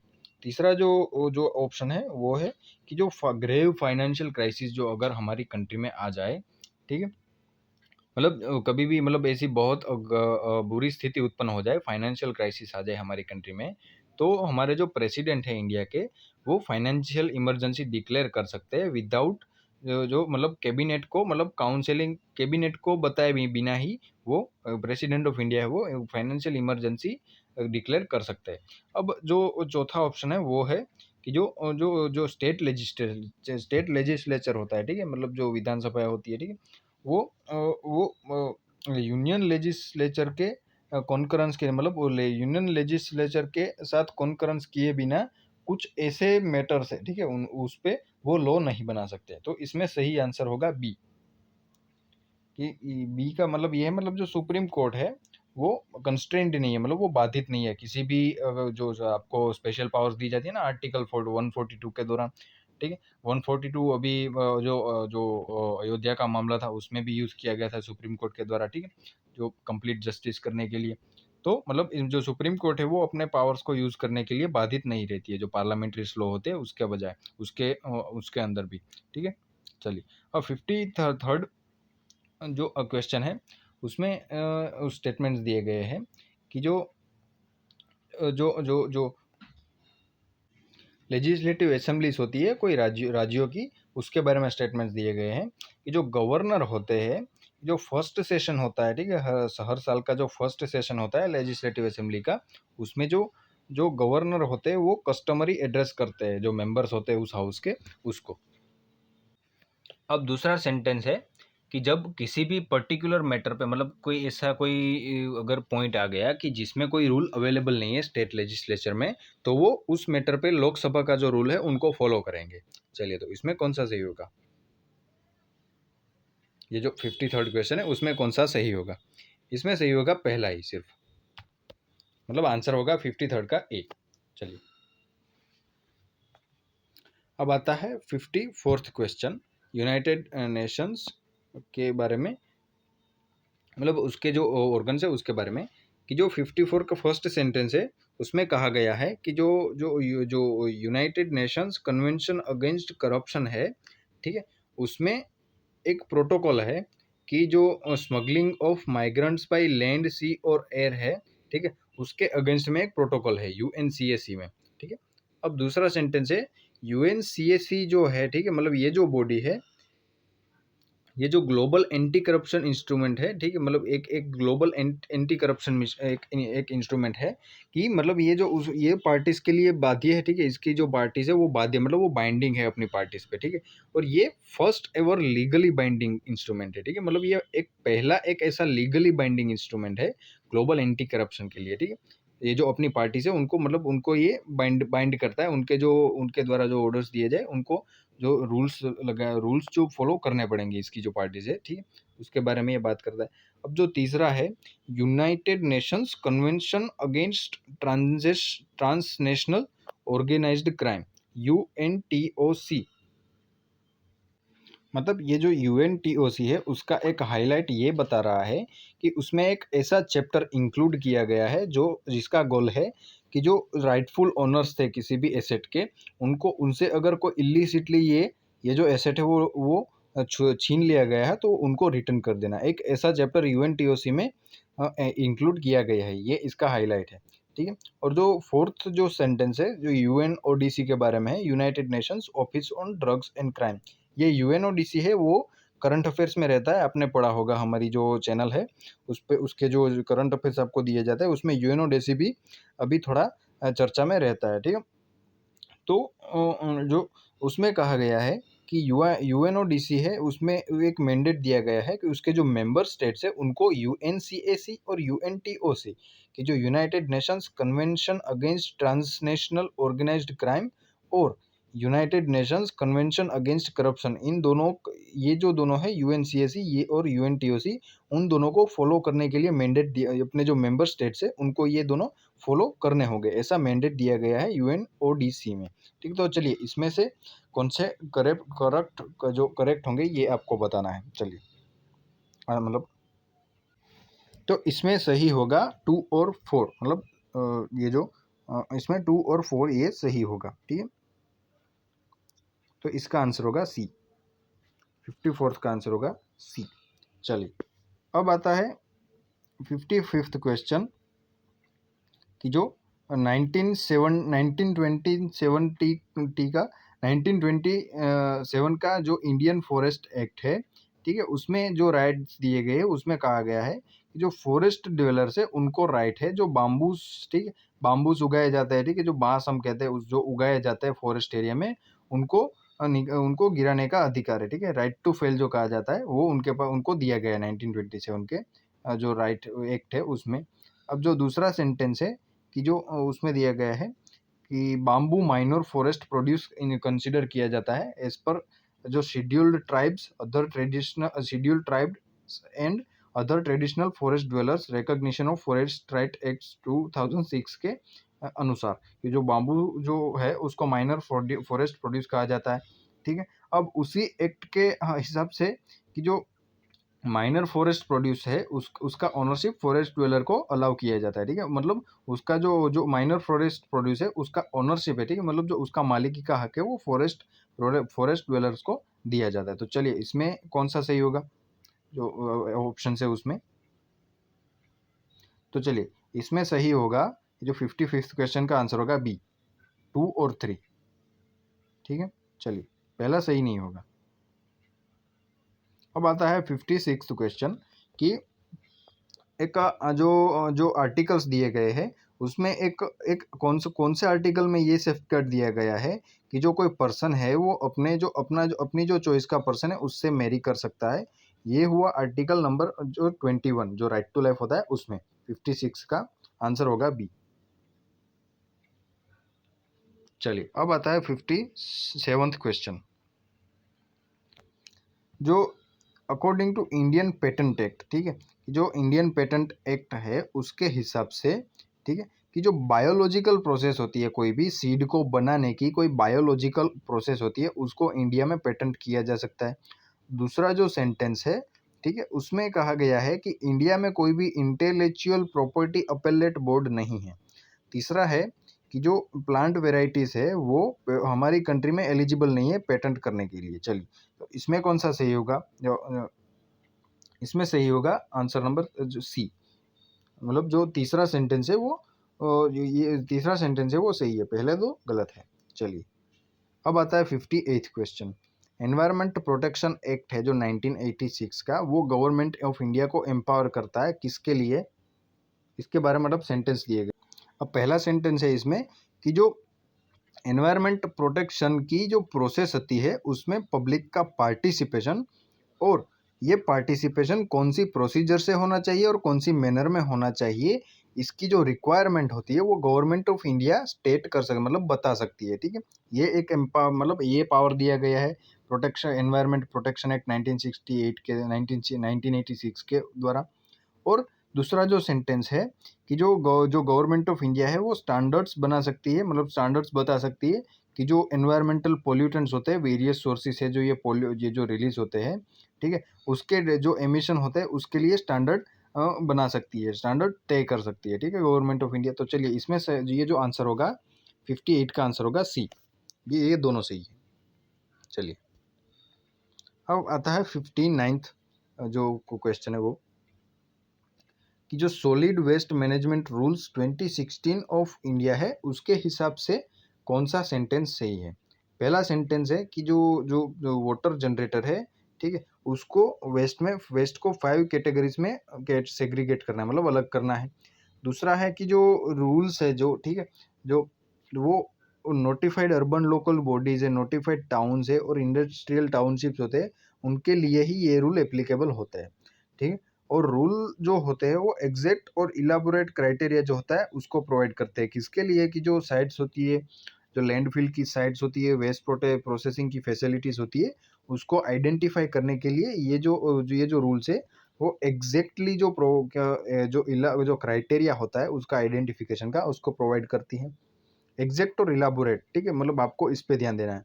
जो मैंडेटरी होता है, जो वेस्ट जनरेटर होता है उसके पार्ट पे ये मैंडेटरी होता है कि उसमें जो वेस्ट जनरेट किया जाता है वो एक डिस्ट्रिक्ट से दूसरे डिस्ट्रिक्ट में ट्रांसफर ना किया जाए, ठीक है, मतलब मूव ना किया जाए। तो चलिए इसमें कौन सा सही होगा, इसमें सही होगा आंसर नंबर सी। आंसर जो ऑप्शन जो होता है वो सी, कि जो उसमें एग्जैक्ट और इलेबोरेट क्राइटेरिया दिया गया है कि जो वेस्ट प्रोसेसिंग फैसिलिटीज होती है और लैंडफिल की साइट्स होती है उसके आइडेंटिफिकेशन के लिए। चलिए अब आता है क्वेश्चन नंबर 60, कि उसमें industrial employment standing order central amendment rules जो 2018 में लाया गया था उसके हिसाब से जो सेंटेंसेस दिए गए हैं, ठीक है, कि जो रूल्स उनको अगर फिक्स्ड टर्म एम्प्लॉयमेंट के जो रूल्स है उनको इम्प्लीमेंट किया गया तो जो फर्म्स और कंपनीज है उनको अपने वर्करों को निकालने के लिए मतलब जो भी मतलब ये निकालना इजी हो जाएगा, ठीक है।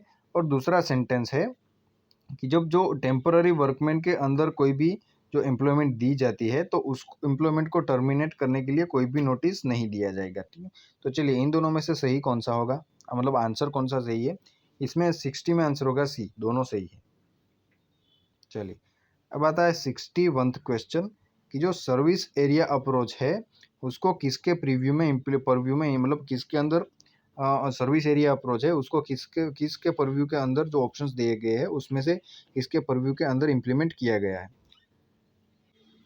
तो 61st का जो आंसर होगा वो होगा बी, जो लीड बैंक स्कीम है उसके तहत ये कार्यान्वित किया गया था, ये जो सर्विस एरिया अप्रोच है उसको। चलिए अब आता है 62nd क्वेश्चन, कि जो जो माइनर मिनरल्स इन इन उसका जो मैनेजमेंट है इंडिया में उसके रेफरेंस में जो स्टेटमेंट दिया गया है उसको आपको पहचानना है कि कौन सा सही है। कि जो सैंड है वो हमारी कंट्री के जो लॉस है उसके अनुसार एक माइनर मिनरल कंसीडर किया जाता है, जो सैंड है उसको, ये मतलब जो रेत है उसको। जो गवर्नमेंट ऑफ स्टेट गवर्नमेंट्स होती है, ठीक है, मतलब जो राज्य सरकारें होती है उनको एक पावर दिया जाता है, ठीक है, कि वो जो जो माइनिंग होते हैं उसकी जो लीज होती है, ठीक है, मतलब माइनिंग का काम है वो किसी पे भाड़े पे देना, ये मतलब ये पावर होता है वो स्टेट गवर्नमेंट के पास है। लेकिन ये जो माइनिंग है माइनर मिनरल्स का उसकी जो लीज है उसके ऊपर जो रूल्स फॉर्म किए जाते हैं वो रूल फॉर्म करने का जो पावर है वो सेंट्रल गवर्नमेंट के पास है। तीसरा सेंटेंस है कि जो स्टेट गवर्नमेंट्स है, ठीक है, उनका उनके पास एक पावर दिया गया है कि जो वो क्या कर सकते हैं कि जो इलीगल माइनिंग होती है माइनर मिनरल्स की, ठीक है, उसको प्रिवेंट करने के लिए वो खुद रूल बना सकती है, ठीक है। तो इसमें से कौन सा सही होगा, इसमें सही होगा पहला और तीसरा, मतलब आंसर होगा ए, ठीक है, मतलब जो 62 है उसका आंसर है ए। जो 63rd क्वेश्चन है उसमें कहा गया है कि जो इंडिया का जो एक्सटर्नल डेप्ट है वो गवर्नमेंट एंटिटीज़ के द्वारा आउन किया गया है, मतलब गवर्नमेंट के एंटिटीज़ के द्वारा रखा गया है। और जो इंडिया का एक्सटर्नल डेप्ट है, ठीक है, वो यूएस डॉलर में डोमिनेट है, मतलब जो major portion of India's external डेप्ट है वो यूएस मतलब उसको यूएस डॉलर्स में चुकाना पड़ेगा अब इसको, ठीक है। तो इसका आंसर होगा जो 63rd का आंसर होगा जो होगा डी, मतलब इन दोनों में से एक भी सही नहीं है। चलिए अब आता है 64th क्वेश्चन, कि जो जो कॉमर्शियल बैंक होती है उनके जो एसेट्स होते हैं उसमें कौन सी ऐसी चीज़ है जो गिनी नहीं जाती, मतलब वो कंसीडर नहीं की जाती एज एन एसेट। जो आंसर जो ऑप्शंस दिए गए उसमें से आपको बताना है। चलिए तो आपको ये बताना है जो मतलब ये जो 64th क्वेश्चन है उसका आंसर होगा बी, जो डिपॉजिट्स होती है वो कॉमर्शियल बैंक के एसेट के तौर पे वो कंसीडर नहीं की जाती। अब आता है 65th क्वेश्चन, कि जो हमारे इंडिया के कंटेक्स्ट में देखा जाए तो जो करेंसी का क्राइसिस होता है, ठीक है, जो उसका जो एक ये जो इकोनॉमी में होता है करेंसी का क्राइसिस, उसके रिस्क को कम करने के लिए तो कौन से फैक्टर कंट्रीब्यूटर्स रहते हैं हमारी कंट्री में, ठीक है। तो पहला जो दिया गया है वो है जो फॉरेन करेंसी को अर्न किया जाता है इंडिया के आईटी सेक्टर के द्वारा वो।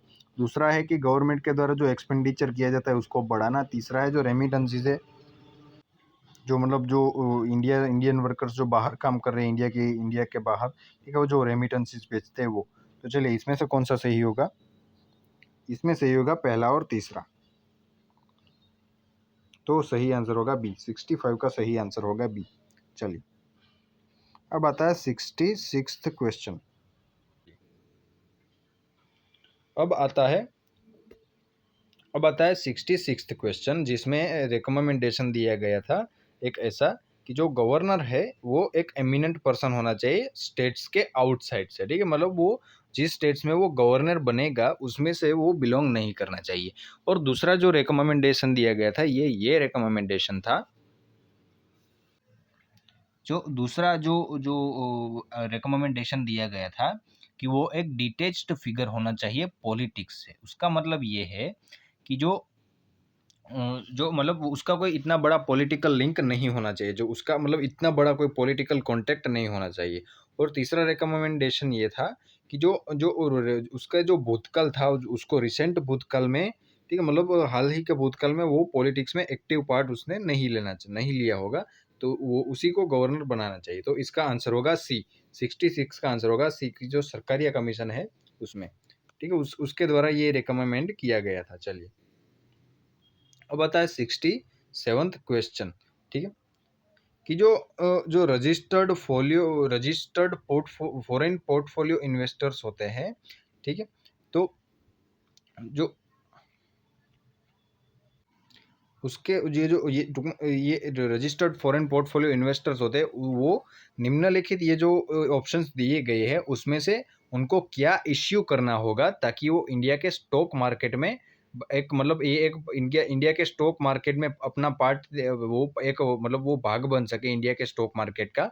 लेकिन वो अपने अपने खुद को मतलब रजिस्टर नहीं करना होगा, ठीक है, डायरेक्टली उनको रजिस्टर नहीं करना होगा अपने आप को, फिर भी वो इंडिया के स्टॉक मार्केट का अगर पार्ट बनना चाहते हैं तो उनको निम्नलिखित ऑप्शंस में से क्या उनको इश्यू करना होगा। चलिए तो इसमें आंसर होगा सही आंसर पार्टिसिपेटरी नोट्स। वो पार्टिसिपेटरी नोट्स इश्यू कर सकते हैं और वो उनको अपने आप को रजिस्टर भी नहीं करना होगा। चलिए अब आता है 68th क्वेश्चन, ये उसमें से सेंटेंस आपको पता करने हैं कि जो लॉ है, ठीक है, जो कंपेंसेटरी एफोरेस्टेशन फंड मैनेजमेंट और प्लानिंग, जो प्लानिंग अथॉरिटी, ठीक है, उन दोनों को नेशनल और स्टेट लेवल पे एग्जिस्ट करना होगा कि जो जो मतलब जो हमारी जो नियम दिए गए, जो रूल्स दिए गए, ठीक है, जो लॉ हमारी कंट्रीज में है उसके हिसाब से जो कंपेंसेटरी जो एफोरेस्टेशन फंड होता है उसका मैनेजमेंट और जो प्लानिंग जो मैनेजमेंट और उसकी प्लानिंग की अथॉरिटी होती है वो नेशनल और स्टेट लेवल पे होनी चाहिए, ठीक है। और जो कंपेंसेटरी अफोरेस्टेशन फंड का जो एक्ट है 2016 का, उसके हिसाब से कि जो कंपेंसेटरी कि मतलब जो कंपेंसेटरी एफोरेस्टेशन फंड एक्ट के जो 2016 का एक्ट है उसके अंदर जो उसके अंडर में जो कंपेंसेटरी एफोरेस्टेशन प्रोग्राम जो किए जाते हैं उसमें जो लोगों का पार्टिसिपेशन मैंडेटरी होता है, ठीक है। तो चलिए इसमें से कौन सा आंसर सही होगा, जो 68 में जो सही आंसर होगा वो होगा ए, मतलब पीपल का पार्टिसिपेशन मैंडेटरी नहीं है, तो दूसरा जो गलत हो जाएगा। चलिए 68 का आंसर है ए। अब पता है 69 की जो जो जो दी गई है पार्लियामेंट की जो जो कमिटीज़ दी गई है, ठीक है, वेरियस कमिटीज़ दी गई है, कमीशन दिए गए हैं, जो बॉडीज़ दी गई नीति आयोग जैसी ऑप्शंस में, तो उनके बारे में पूछा गया है कि जो जो जो कि ये जो कमीशन कमिटीज़ दी गई है उनमें से कौन से जो बॉडीज़ और कमिटीज़ है कि जो जो टेलीकम्युनिकेशन, इंश्योरेंस, इलेक्ट्रिसिटी वे जैसे सेक्टर्स होते हैं उनके जो इंडिपेंडेंट रेगुलर्स होते हैं उनको रिव्यू करती है, ठीक है। तो चलिए इसमें कौन सा आंसर होगा ये आपको बताना है।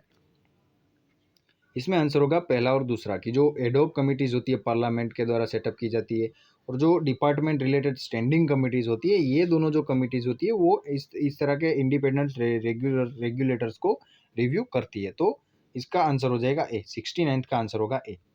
अब आता है 17th क्वेश्चन। अब 70th क्वेश्चन है, उसमें इंडिया के 5 ईयर प्लान्स के बारे में पूछा गया है कि जो जो पहला जो सेकंड 5 ईयर प्लान था, उसके बाद से जो बेसिक और कैपिटल गुड्स इंडस्ट्रीज थी उनको उनको सब्स्टिट्यूट करने के लिए एक डिटरमाइंड थ्रस्ट दिया गया था। ठीक है, मतलब एक ऐसा गोल सेट किया गया था कि बेसिक और कैपिटल गुड्स इंडस्ट्रीज को सब्स्टिट्यूट करना है। और जो उसके बाद सेकंड सेंटेंस आता है कि जो फोर्थ 5 ईयर प्लान था उसमें एक ऐसा ऑब्जेक्टिव मतलब एडॉप्ट किया गया था कि जो कॉन्सेंट्रेशन ऑफ वेल्थ, मतलब जो जो जो संपत्ति होती है उसका कॉन्सेंट्रेशन होता है, ठीक है, उसका एक ट्रेंड बढ़ गया था उस ये जो फोर्थ 5 ईयर प्लान आया था उसके पहले। तो मतलब ये जो गलती हुई थी उसको करेक्ट करने के लिए फोर्थ ईयर 5 ईयर प्लान के बाद से एक ये ऑब्जेक्टिव लिया गया कि ये जो ट्रेंड है उसको करेक्ट करना है। और फिफ्थ 5 ईयर प्लान के बाद, मतलब फिफ्थ 5 ईयर प्लान में ये जो फाइनेंशियल सेक्टर है वो पहली बार जो प्लान के एक इंटेग्रल पार्ट के रूप में उसको इंक्लूड किया गया था। तो चलिए इसमें से मतलब सही होगा आंसर जो है उसमें से पहला दो होगा वो सही होगा, तो थर्ड गलत है। चलिए तो 70 जो क्वेश्चन है उसका आंसर होगा ए। उसके बाद आता है 71st क्वेश्चन कि जो एशियन इंफ्रास्ट्रक्चर इन्वेस्टमेंट बैंक है उसके बारे में जो सेंटेंसेस दिए गए हैं उसके बारे में हमें पढ़ना है कि कौन सा सही है। कि 71st में जो पहला सेंटेंस है कि AIIB है उसमें 80 से ज़्यादा मेंबर है और इंडिया जो है वो लार्जेस्ट। दूसरा सेंटेंस है कि जो इंडिया जो है वो AIIB का लार्जेस्ट शेयर होल्डर है। और तीसरा जो सेंटेंस है जो AIIB है उसमें एशिया से बाहर कोई भी मेंबर नहीं है। चलिए तो इसका जो आंसर है वो होगा ए, उसमें सिर्फ और सिर्फ पहला ही सही है, मतलब इंडिया लार्जेस्ट सेल होल्डर नहीं है और AIIB में एशिया के बाहर से भी मेंबर्स है। उसके बाद 72nd क्वेश्चन आता है कि जो इंटर क्रेडिटर एग्रीमेंट साइन किया जाता है इंडियन बैंक्स और जो फाइनेंशियल इंस्टीट्यूशंस के द्वारा, ठीक है, तो उसका पर्पस क्या है। ठीक है, तो जो जो मतलब इसलिए ये क्वेश्चन का मतलब ये है कि जो इंटर क्रेडिटर एग्रीमेंट किया साइन किया जाता है जो इंडियन बैंक्स और फाइनेंशियल इंस्टीट्यूशंस के द्वारा, उसका पर्पस क्या है। तो ऑप्शन एक में कहा गया है कि जो गवर्नमेंट ऑफ इंडिया का बर्डन है फिजिकल डेफिसिट और करंट अकाउंट डेफिसिट का उसको कम करना। दूसरा ऑप्शन है कि जो सेंट्रल और स्टेट गवर्नमेंट होती है उसके इंफ्रास्ट्रक्चर के प्रोजेक्ट्स जो होते हैं उसको सपोर्ट करना। और तीसरा जो ऑप्शन ऑप्शन है उसमें जो 50 करोड़ की लोन होती है और उससे ज़्यादा की लोन्स होती है उस मतलब उसकी एप्लीकेशंस होती है उसके ऊपर एज ए इंडिपेंडेंट रेगुलेटर, मतलब एज एन इंडिपेंडेंट रेगुलेटर एक इसकी भूमिका निभाना। ठीक है, और तीसरा जो चौथा आंसर है चौथा ऑप्शन है उसमें कहा गया है कि जो 50 करोड़ और उससे ज़्यादा की कीमत के जो स्ट्रेस्ड एसेट होते हैं कंसोर्टियम लेंडिंग के अंदर, जो ठीक है उनका जो स्ट्रेस्ड एसेट मतलब उनका मतलब अभी मतलब उनका उसके लिए जितना इन्वेस्टमेंट किया गया है उसका उतना रिटर्न अभी नहीं मिल पाया है। ठीक है, ऐसे जो एसेट्स होते हैं उनको स्ट्रेस्ड एसेट भी हम बोल सकते हैं। ठीक है, तो ऐसे एसेट्स जो होते हैं उसका फास्टर रिजोल्यूशन लाना। ठीक है, मतलब जो उसका जो इसका जो प्रॉब्लम रहता है, ठीक है, तो उनका जो रिजोल्यूशन हम बोलते हैं ठीक है, जो प्रोसेस होती है पूरी उसका मतलब ये जो पूरा प्रोसेस है उसको फास्ट बना देना। चलिए तो इसमें से कौन सा आंसर सही रहेगा 72nd जो है, तो इसमें आंसर सही होगा। तो 72nd जो क्वेश्चन है उसका सही आंसर होगा डी। चलिए अब आता है 73rd क्वेश्चन कि जो पब्लिक सेक्टर बैंक के जो चेयरमैन होते हैं वो कौन सिलेक्ट करता है। जो 73rd क्वेश्चन है तो इसका सही आंसर होगा बैंक बोर्ड ब्यूरो जो BBB होता है वो। चलिए अब आता है 74th क्वेश्चन कि उसमें पहला सेंटेंस है कि जो पेट्रोलियम एंड नेचुरल जो गैस रेगुलेटरी बोर्ड जो PNGRB है वो गवर्नमेंट ऑफ इंडिया के द्वारा सेटअप की गई पहली रेगुलेटरी बॉडी है।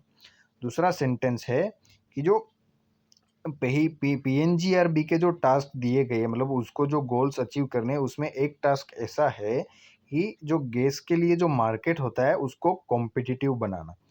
तीसरा सेंटेंस है कि जो जो जो अपील्स जो है जो PNGRB के द्वारा लिए गए डिसीजंस के अगेंस्ट जो भी अपील लाई जाती है अपील की जाती है वो अपेलेट ट्रिब्यूनल फॉर इलेक्ट्रिसिटी में जाती है। जो अपेलेट ट्राइब्यूनल्स जो फॉर इलेक्ट्रिसिटी जो है, ठीक है, उसमें वो पारित की जाती है, मतलब उसमें वो सुनाई जाती है, जो अपील होती है उसमें अपील की जाती है। चलिए, तो 74th का आंसर होगा, आपको पोज करके बताना है, 74th का आंसर होगा बी। इसमें 2 और 3 सही है, मतलब पहला गलत है कि मतलब ये फर्स्ट बॉडी नहीं हो सकती, फर्स्ट रेगुलेटरी बॉडी नहीं है, ठीक है, इस तरह से। चलिए, अब आता है 75th क्वेश्चन कि जो कम्युनिकेशन टेक्नोलॉजीज है, ठीक है, आज की जो LTE बोलते हैं, लॉन्ग टर्म इवोल्यूशन, और वो VoLTE है, voice over long term evolution, उसके बारे में अभी पढ़ाया गया है, उसके बारे में अभी बताया गया है कि उसका पहला सेंटेंस है कि LTE है उसको 3G के नाम से मार्केटिंग किया जाता है, और जो VoLTE है, VoLTE है, वो उसको भी एडवांस्ड 3G के नाम से मार्केट किया जाता है। पहला 3G और दूसरा एडवांस्ड 3G। अब LTE है, दूसरा सेंटेंस है कि जो LTE है वो डेटा ओनली टेक्नोलॉजी है, और VoLTE है वो वॉइस ओनली टेक्नोलॉजी है। चलिए, तो इसमें से कौन सा सही है? तो इसमें 75th में सही होगा कोई भी नहीं, ठीक है, मतलब उसमें से कोई भी सही नहीं है। चलिए, जब 75th का आंसर होगा डी। अब आता है 76th क्वेश्चन कि जो मैटरनिटी बेनिफिट अमेंडमेंट एक्ट है 2017 का, उसके बारे में बताया गया है कि पहला उसमें सेंटेंस है कि जो प्रेग्नेंट वुमन होती है, ठीक है, उनको जो 3 मंथ्स प्री डिलीवरी, मतलब डिलीवरी के पहले 3 महीने की और डिलीवरी के बाद के 3 महीने की पेड लीव मिलेगी, ठीक है। जो क्रैशेस होते हैं, ठीक है, मतलब जो शिशु गृह हम बोलते हैं, ठीक है, जो शिशु गृह होती है, ठीक है, जो मतलब जिस एंटरप्राइजेस में शिशु गृह होते हैं, उसमें जो मदर होती है, उसको ये शिशु गृह को विजिट करने, मतलब मिनिमम 6 बार विजिट करने की अलाउ किया जाएगा, ठीक है, मतलब वो अपने शिशु को लेके उस शिशु गृह को 6 बार विजिट कर सकती है, ठीक है। उसके बाद आता है थर्ड सेंटेंस है कि जो 2 चिल्ड्रन, मतलब जो 2 चिल्ड्रन वाली महिला, मतलब 2 बच्चे वाली महिला होती है, उनको मतलब जो भी एंटाइटलमेंट होती है उसकी रिड्यूस की जाएगी, ठीक है, मतलब जो उनको एंटाइटलमेंट जो भी ये जो मतलब जो भी फैसिलिटीज है वो सब मिलेगी, लेकिन उसमें रिडक्शन हो जाएगा।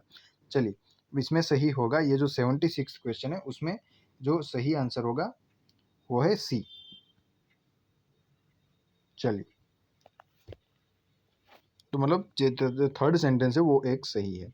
अब आता है 77th क्वेश्चन कि जो वर्ल्ड बैंक का जो ईज ऑफ डूइंग बिजनेस का इंडेक्स है, उसमें सब इंडेक्सेस भी आते हैं। तो ये जो सब इंडेक्सेस है वो एक ऐसा कौन सा जो ऑप्शन में दिया गया इंडेक्स है वो एज अ सब इंडेक्स नहीं है, ये जो वर्ल्ड बैंक का इंडेक्स है उसमें। तो इसमें सही आंसर होगा ए, जो मेंटेनेंस ऑफ लॉ और ऑर्डर है, ठीक है, मेंटेनेंस ऑफ लॉ और ऑर्डर है, वो जो वर्ल्ड बैंक का ईज ऑफ डूइंग बिजनेस का इंडेक्स है उसमें एज अ सब इंडेक्स इंक्लूड नहीं किया गया है।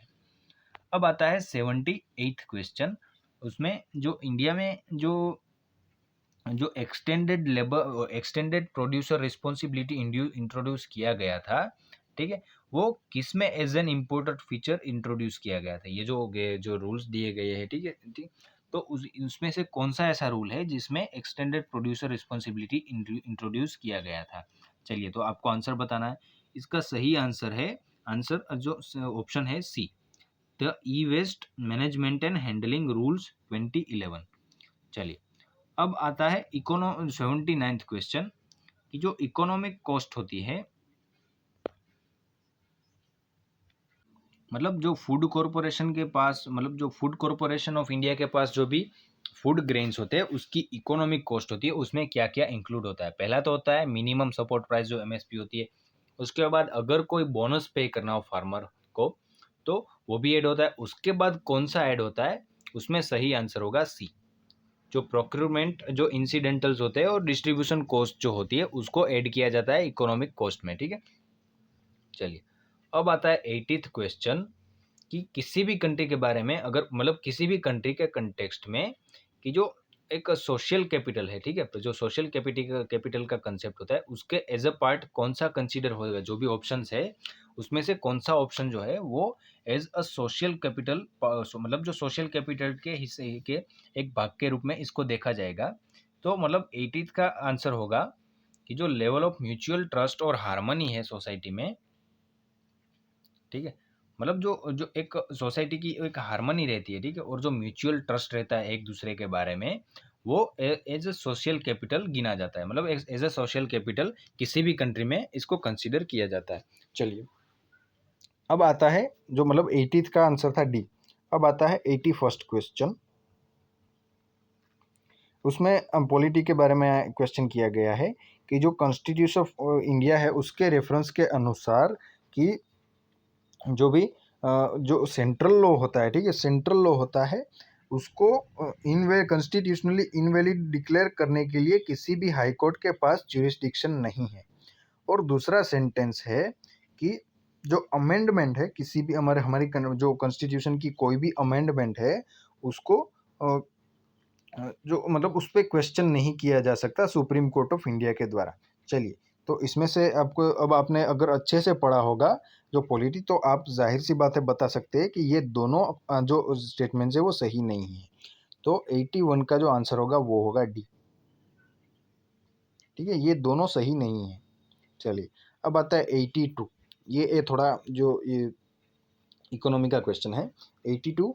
उसमें ये जो दिया गया है कि जो पीपीपी होती है, जो परचेजिंग पावर पेरिटी हम बोलते हैं, ठीक है? तो उसमें एक्सचेंज रेट्स जो होते हैं वेरियस जो भी जो कंट्रीज होती है, जो करेंसीज होती है, उसके जो एक्सचेंज रेट्स होती है वो जो गुड्स और सर्विस का सेम बास्केट होता है उसके जो उसके ऊपर उसकी प्राइजेस के ऊपर कैलकुलेट की जाती है, ठीक है? दूसरा आता है कि जो पीपीपी डॉलर्स की जो उसके टर्म्स में इंडिया पूरी इकोनॉमी की 6th लार्जेस्ट इकोनॉमी है। तो इसका मतलब जो सेकंड है वो सेंटेंस गलत है, आपको पता होगा अगर आप करंट अफेयर्स अच्छे से पढ़ रहे हो। तो मतलब ये जो 6th largest economy India PPP के हिसाब से नहीं है, ठीक है? चलिए, तो 82 का आंसर है वो जो 2 है वो गलत हो जाएगा, ठीक है? तो पहला सही है, तो 82 का आंसर कौन सा होगा? ए। जाहिर सी बात है पहला सही है दूसरा गलत है। अब आता है 83rd क्वेश्चन कि जो जो खरीफ क्रॉप्स जो इंडिया में है, जो उसके लास्ट 5 ईयर का जो खरीफ क्रॉप का कल्टीवेशन है उसके अंडर मतलब उसके कंटेक्स्ट में ये क्वेश्चन पूछा गया है। तो पहला जो सेंटेंस है कि जो राइस कल्टीवेशन के अंडर का जो एरिया है, ठीक है, वो हाईएस्ट है, मतलब ये लास्ट 5 ईयर का ये दिया गया है। तो ये जो पहला सेंटेंस था कि जो राइस कल्टीवेशन के अंडर का एरिया है वो हाईएस्ट है। दूसरा जो सेंटेंस है उसमें कहा कहा गया है कि जो एरिया जो जोवार जो होती है उसके एरिया उसके अंडर का जो कल्टीवेशन एरिया है वो ऑयल सीड्स का जो एरिया है कल्टीवेशन का उससे ज़्यादा है। और जो जो कॉटन के कल्टीवेशन का एरिया है वो शुगर के कल्टीवेशन के एरिया से ज़्यादा है। और जो शुगर केन का कल्टीवेशन का एरिया है वो स्टेडीली डिक्रीज हुआ है, ठीक है, मतलब वो कम होता गया है। चलिए, तो ये मतलब ये एक बहुत अच्छा क्वेश्चन पूछा गया है, ट्रिकी क्वेश्चन है, ठीक है? कई स्टूडेंट्स ने इसको मतलब स्किप भी कर दिया होगा, ठीक है? तो इसमें सही आंसर होगा पहला और तीसरा। मतलब जो पहला जो है वो सही है, जो तीसरा सेंटेंस है वो सही है, ठीक है? तो इसका 83 का आंसर होगा वो ए। चलिए, अब आता है 84th कि जो इंडिया के द्वारा जो भी एग्रीकल्चरल कमोडिटी जो मतलब जो इंपोर्ट की जाती है, हम इंपोर्ट भी करते होंगे ना जो एग्रीकल्चर कमोडिटीज होती है, ठीक है? तो ऐसी कौन सी मतलब एग्रीकल्चरल कमोडिटी है जो ऑप्शंस में दी गई है कि उसमें मतलब इसके जिसका इंपोर्ट हाईएस्ट रहता है हमारी कंट्री में लास्ट 5 ईयर्स में, ठीक है? तो ऐसे कौन सी कमोडिटी है हमारे इंडिया में? तो इसमें सही सही होगा वेजिटेबल ऑयल्स। कि वेजिटेबल ऑयल की जो एग्रीकल्चरल कमोडिटी हम बोलते हैं वो इसका सबसे ज़्यादा इम्पोर्ट रहता है हमारी कंट्री में, ठीक है? एग्रीकल्चर कमोडिटी का जो टोटल बास्केट है उसमें से। चलिए, तो 84th का आंसर हो गया डी। अब आता है 85th। अब 85th में पूछा गया है पॉलिटी के कंटेक्स्ट में कि जो मोस्ट एप्रोप्रिएट डेफिनेशन, ठीक है, मतलब जो भी लिबर्टी की आपके हिसाब से लिबर्टी की सबसे अच्छी डेफिनेशन मतलब मोस्ट सूटेबल डेफिनेशन क्या होनी चाहिए? इसमें ऑप्शन नंबर ए है कि जो पॉलिटिकल रूलर्स की जो मतलब टायरेनी है, मतलब जो पॉलिटिकल रूलर्स का जो मतलब अंधा राज हम कह सकते हैं, ठीक है? उसका उसके अगेंस्ट में प्रोटेक्शन मिलना। दूसरा है एब्सेंस ऑफ रिस्ट्रेंट, ठीक है? मतलब जो आप पे रिस्ट्रेंट लगाए जाते हैं, ठीक है? मतलब जो आपको आपको आज़ादी नहीं दी जाती कुछ कुछ काम करने, मतलब सपोज़ आपको बोलने की आज़ादी नहीं है, सपोज़ आपको कहीं इंडिया की जो आपको एक स्टेट से दूसरे में जाने की है, एक स्टेट से दूसरे स्टेट में जाने की आज़ादी नहीं है, इस तरह से मतलब ऐसी जो रिस्ट्रेंट्स होती है उसका एब्सेंस होना। तीसरा तीसरा जो ऑप्शन है वो है कि जो एक अपॉर्च्युनिटी मिलनी चाहिए सभी को कि वो उसको जो भी करना है वो कर सके, ठीक है? जो फोर्थ ऑप्शन है उसमें कहा गया है कि जो डेवलपमेंट करना चाहिए कि जो कोई भी पर्सन हो, ठीक है? उसको अपना इन फुल्ली इंडिविजुअल डेवलपमेंट के लिए उसको अपॉर्च्युनिटी मिलनी चाहिए, ठीक है? तो इसमें इसमें कई जो आंसर कीज़ थी उसमें बी दिखाया गया था, कई आंसर कीज़ में इसको डी दिखाया गया था। लेकिन अगर मेरे हिसाब से मैं आपको बोलूँ कि ये जो डी आंसर है वो नहीं होना चाहिए, ठीक है? क्योंकि जो opportunity to develop oneself fully ये इक्वालिटी के पार्ट में आना चाहिए, ठीक है? लिबर्टी के पार्ट में नहीं। तो 85 वो जो उसमें हमें आंसर रहना चाहिए बी, ठीक है? कई आंसर की में बी दिखाया गया है, कई आंसर की में डी दिखाया गया है, ठीक है? तो मेरे हिसाब से आंसर होना चाहिए बी, ठीक है? चलिए अब आता है 86th क्वेश्चन कि जो अ, उसमें आरबीआई के ऊपर मतलब दिखाया गया है कि चलिए उसमें मतलब क्वेश्चन पूछा गया है कि जो इंडिया के रुपी का जो जो डिक्लाइन होता है, ठीक है? जो किसी करेंसी के सामने जो गिरावट आती है, उसको रोकने के लिए आरबीआई कौन-सा स्टेप नहीं लेगा? आपको नोट दिखाया गया है, ठीक है? तो आपको इसमें ये थोड़ा ट्रिकी क्वेश्चन है। चलिए, तो इसमें से कौन-सा स्टेप आरबीआई नहीं लेगा?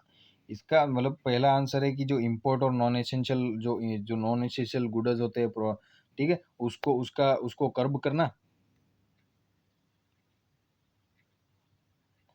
मतलब उसको कम करना। और जो एक्सपोर्ट्स है उसको प्रमोट करना। जो इंडियन बोरोवर्स है उसको जो मसाला बॉन्ड्स है उस ये मतलब रूपी डोमिनेटेड मतलब जो मसाला बॉन्ड्स है उसको एनकरेज करना, ठीक है? उसको मतलब इसके इश्यू को एनकरेज करना। जो तीसरा ऑप्शन है कि जो एक्सटर्नल कॉमर्शियल बोरोविंग्स होते हैं, ठीक है? उसकी कंडीशंस को ईज़ करना। और चौथा है एक्सपांशनरी मॉनेटरी पॉलिसी अपनाना। तो इसमें सही आंसर रहेगा डी। ठीक है? अगर आपने एनसीईआरटीज़ भी अच्छे से पढ़ी होगी और जो इकोनॉमिक्स के कंसेप्ट आपके सही होंगे, ठीक है? तो आप सोच सकते हैं कि एक्सपांशनरी मॉनेटरी पॉलिसी से ये क्या होगा कि रूपी फर्दर डिक्लाइन हो सकता है, ठीक है? तो इसीलिए आरबीआई जो है वो ऐसा स्टेप नहीं लेगा। चलिए अब आता है क्वेश्चन नंबर 87th कि जो वो भी मतलब आरबीआई के बारे में है कि जो तो 87th का जो ऑप्शन जो क्वेश्चन है उसमें कहा गया है कि जो रिजर्व बैंक के इंडिया के द्वारा जो डायरेक्टिव्स दिए गए थे कि जो storage of payment system data, ठीक है? मतलब जो डेटा है, ठीक है? जो पेमेंट सिस्टम का जो डेटा है उसके उसके ऊपर जो डायरेक्टिव्स दिए गए थे जिसको डेटा डिक्टेट भी कहा जाता है, ठीक है? उसमें ऐसा आदेश दिया गया था किसको, जो पेमेंट सिस्टम प्रोवाइडर्स है उसको ऐसा कौन सा आदेश दिया गया था? तो तीन स्टेटमेंट्स दिए गए हैं कि जो पेमेंट सिस्टम प्रोवाइडर्स है वो ऐसा इंश्योर करेंगे कि जो भी पेमेंट सिस्टम का जो उनके द्वारा जो भी पेमेंट सिस्टम ऑपरेट किया जा रहा है, ठीक है? उसके अंदर जो भी डेटा जनरेट होता है वो इंडिया के अंदर ही स्टोर किया जाएगा, ठीक है? अब दूसरा सेंटेंस है कि जो सिस्टम है जो भी मतलब जो जो मतलब उनकी जो जो जो पेमेंट सिस्टम होती है वो पब्लिक सेक्टर एंटरप्राइजेस के द्वारा ऑन की जाएगी और ऑपरेट की जाएगी, ठीक है? मतलब मालिक की जो होगी उनकी वो पब्लिक सेक्टर एंटरप्राइज की होगी और उसका जो ऑपरेशन किया जाएगा वो भी पब्लिक सेक्टर एंटरप्राइजेस के द्वारा किया जाएगा। अब उनको ये जो मतलब जो पेमेंट सिस्टम प्रोवाइडर्स है उनको ये भी करना होगा कि ये क्या करेंगे, एक consolidated system audit report submit करेंगे एवरी ईयर। किसको? कंट्रोलर और ऑडिटर जनरल है मतलब कैग है इंडिया के, उनको सबमिट करना होगा। तो इन तीनों सेंटेंसेस में कौन सा सही है ये आपको बताना है। चलिए अब इसमें से सिर्फ पहला ही सही है, ठीक है? दो और तीन गलत है। चलिए अब आता है 88th क्वेश्चन कि जो लॉ जो एडॉप्ट किया गया है हमारी कंट्री में डेटा प्रोटेक्शन और प्राइवेसी का, ठीक है? कि जो जो सिटीजन्स के लिए, तो जो जिसको कहा जाता है कि जनरल डेटा प्रोटेक्शन रेगुलेटर्स, जो अप्रैल 2016 में एडॉप्ट किया गया था, ठीक है? मतलब ये जो लॉ एडॉप्ट किया गया है वो किस कंट्री के द्वारा एडॉप्ट किया गया है, ये ऐसा पूछ रहा है, ठीक है? तो इसमें से सही आंसर होगा यूरोपियन यूनियन। अब ये एक तरह से ये मैं आपको सोल्व करवा रहा हूँ, तो ये पुराना ये पेपर है, ठीक है? तो उसमें पुराने जो भी करंट अफेयर्स है वो भी इंक्लूड हो जाएंगे। ये भी करंट अफेयर्स का क्वेश्चन है, ये 2019 का पेपर मैं आपको सोल्व करवा रहा हूँ। तो इसमें मतलब अगर आपको नहीं आया तो ऐसा कोई दिक्कत नहीं है, ये पुराना क्वेश्चन है, ठीक है? तो इसमें आंसर होगा सी, 88 का आंसर होगा सी, कि यूरोपियन यूनियन ने ये एडॉप्ट किया गया था, ये एडॉप्ट किया था कि जो प्रोटेक्शन और प्राइवेसी होती है अपने सिटीजन्स के लिए, ठीक है? उसके लिए ये जो जनरल डेटा प्रोटेक्शन रेगुलेशन है उसको एडॉप्ट किया गया था। चलिए, अब आता है 89th क्वेश्चन, कि इंडिया, ये भी मतलब ये करंट अफेयर्स के तौर पे है, कि ये जो 2019 के करंट अफेयर्स में आया होगा, कि इंडिया ने साइन किया था एक डील, कि जिसको कहा गया था कि action plan for prioritisation and implementation of cooperation areas in the nuclear field. तो इंडिया ने ये डील साइन किस देश के साथ किया था? चलिए, तो इसमें से सही आंसर कौन सा होगा? ऑप्शन है Japan, Russia, United kingdom, United states of America. तो चलिए, इसमें से सही आंसर होगा बी, रशिया के साथ किया था इंडिया ने ये डील। चलिए, अब आता है 90th क्वेश्चन, मनी मल्टीप्लायर के बारे में, कि जो मनी मल्टीप्लायर के बारे में जो होता है, ये आप अगर हमारी जो भी इकोनॉमिक्स की सीरीज चल रही है, ठीक है? इकोनॉमिक्स का सोर्स, जो इकोनॉमिक्स का कोर्स चल रहा है, उसमें भी ये आपको पढ़ाया जा चुका है, ठीक है? ये जिस स्टूडेंट्स ने भी ज्वाइन किया है उसमें ये पढ़ाया जा चुका है मनी मल्टीप्लायर, तो ये इस क्वेश्चन को इजीली सोल्व कर पाएंगे। चलिए देखते हैं कि मनी मल्टीप्लायर है वो किससे इंक्रीज हो सकता है, ठीक है? कि जो बैंक्स जो अपना शाख सर्जन करती है ना, ये जो पूरा आया था कंसेप्ट शाख सर्जन का, ठीक है? तो ये किससे बढ़ता है? कि पहला ऑप्शन है increase in cash reserve ratio, दूसरा है बैंकिंग हैबिट ऑफ पॉपुलेशन को बढ़ना, इंक्रीज होना, जो एसएलआर होता है स्टेच्यूटरी लिक्विडिटी रेशियो उसका इंक्रीज होना, और पॉपुलेशन है उसका इंक्रीज होना।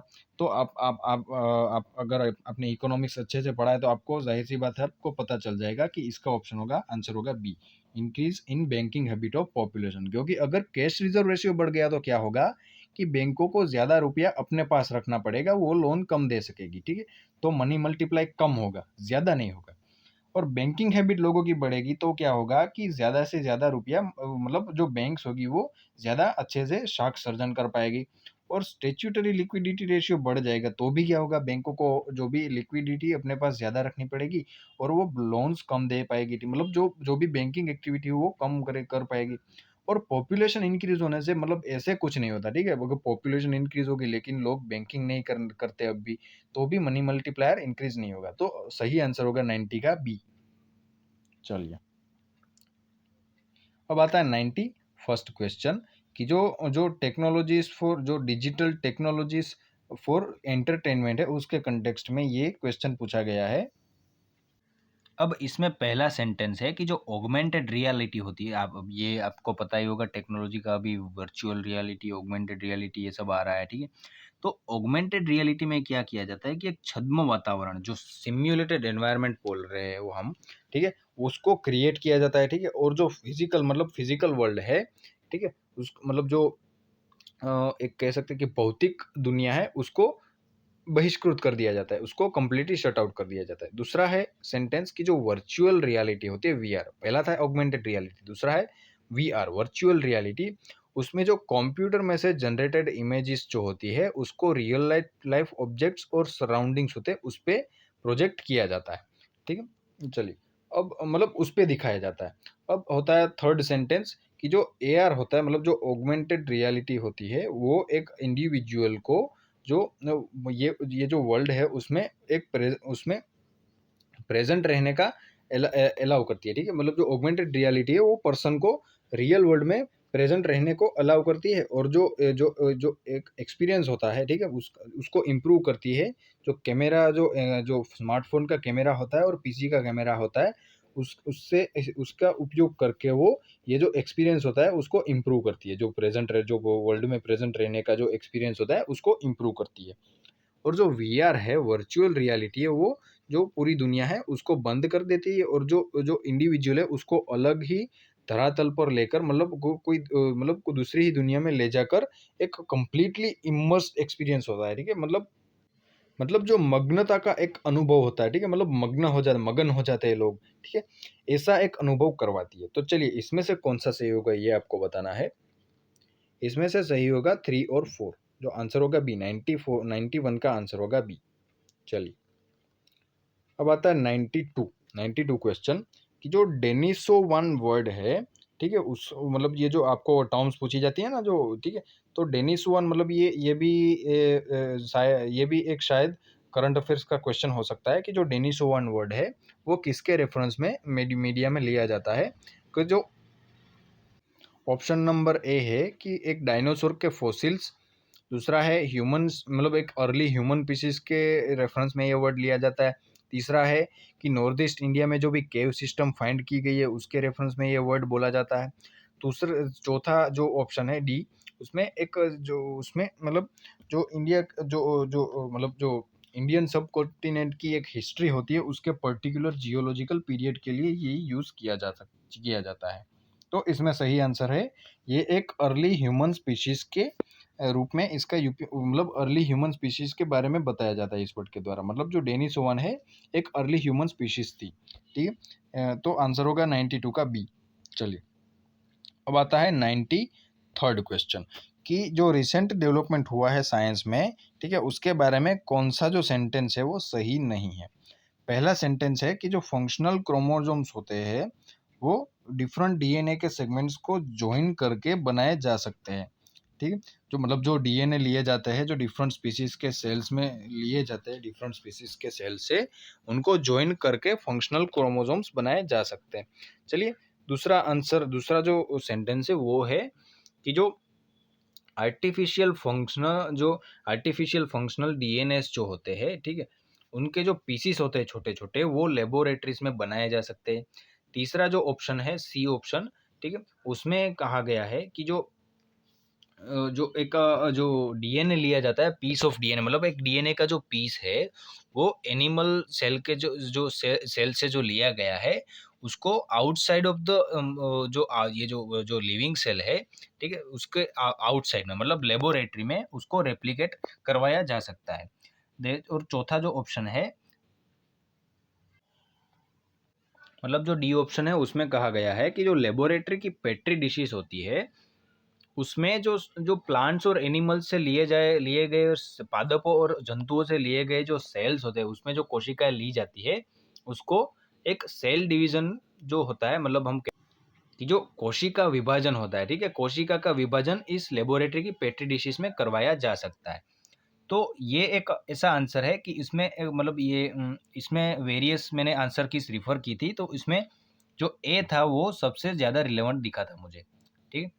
चलिए मतलब वेरियस जो भी अलग अलग आंसर की इसमें आंसर्स अलग अलग दिए गए थे, ठीक है। तो जो 93 में जो क्वेश्चन था इसमें जो ए है वो मैंने ज़्यादातर देखा था। चलिए तो अब 94th क्वेश्चन है कि जो एक डिजिटल सिग्नेचर के बारे में पूछा गया है, कि डिजिटल सिग्नेचर के बारे में जो पहला सेंटेंस है कि ये एक इलेक्ट्रिक रिकॉर्ड है, जो ये उसकी सर्टेन जो जो जो अथॉरिटी है, सर्टिफाइंग अथॉरिटी, जो इसके इश्यू करने वाली जो सर्टिफाइंग अथॉरिटी है उसको आइडेंटिफाई करता है। दूसरा सेंटेंस है कि ये एक proof of identity as a serve, मतलब as a proof of identity serve करता है किसकी, जो इंडिविजुअल है, कि जो इंटरनेट पे मतलब जो इसको इंफॉर्मेशन जो इसमें जो भी डॉक्यूमेंट हो, ठीक है, या तो कोई भी डिटेल हो उसको एक्सेस जो भी कर सकता है, जो भी इंसान, जो भी इंडिविजुअल एक्सेस कर सकता है, या तो कोई इंटरनेट पे जो भी कोई सर्वर होगा जो एक्सेस कर सकता है, ठीक है, उसकी आइडेंटिटी होती है डिजिटल सिग्नेचर। मतलब ये एक प्रूफ ऑफ आइडेंटिटी के तौर पे भी यूज़ किया जा सकता है। चलिए अब थर्ड सेंटेंस होगा कि जो ये एक इलेक्ट्रॉनिक मेथड है कि वो मतलब जो इलेक्ट्रॉनिक डॉक्यूमेंट्स होते हैं उसको साइन करने के लिए इस मेथड का उपयोग किया जाता है, ठीक है। मतलब इससे क्या होगा कि जो एक ओरिजिनल कंटेंट रहता है, ठीक है, वो चेंज नहीं होगा, ठीक है। जो मतलब जो भी ओरिजिनल कंटेंट रहता है, जो इलेक्ट्रॉनिक फॉर्म में होता है, ठीक है, जैसे पीडीएफ हो गई, डॉक्यूमेंट हो गया, ये सब इलेक्ट्रॉनिक फॉर्म में डॉक्यूमेंट है। तो उसका जो कंटेंट होता है वो साइन मतलब इलेक्ट डिजिटल सिग्नेचर करने से ये जो कंटेंट होगा वो चेंज नहीं होगा, वो इंटैक्ट बना रहेगा, और ये जो भी साइन हो जाएगी वो भी इलेक्ट्रॉनिक मेथड से साइन हो जाएगी इस तरह से। तो इसमें सही आंसर होगा, इसमें भी मैंने देखे थे कई ऑप्शन में, कई में सी दिया गया था, मतलब किसी मतलब कई आंसर की इसमें थ्री ओनली ही सही किया गया था, और कई आंसर की इसमें दोनों तीनों सही दिखाए गए थे। तो मेरे हिसाब से इसमें आंसर होना चाहिए डी। कई जो कीज थी उसमें सी दिखाया गया था, कई आंसर कीज थी उसमें डी दिखाया गया था, लेकिन मेरे हिसाब से आंसर होना चाहिए डी, तीनों सही है।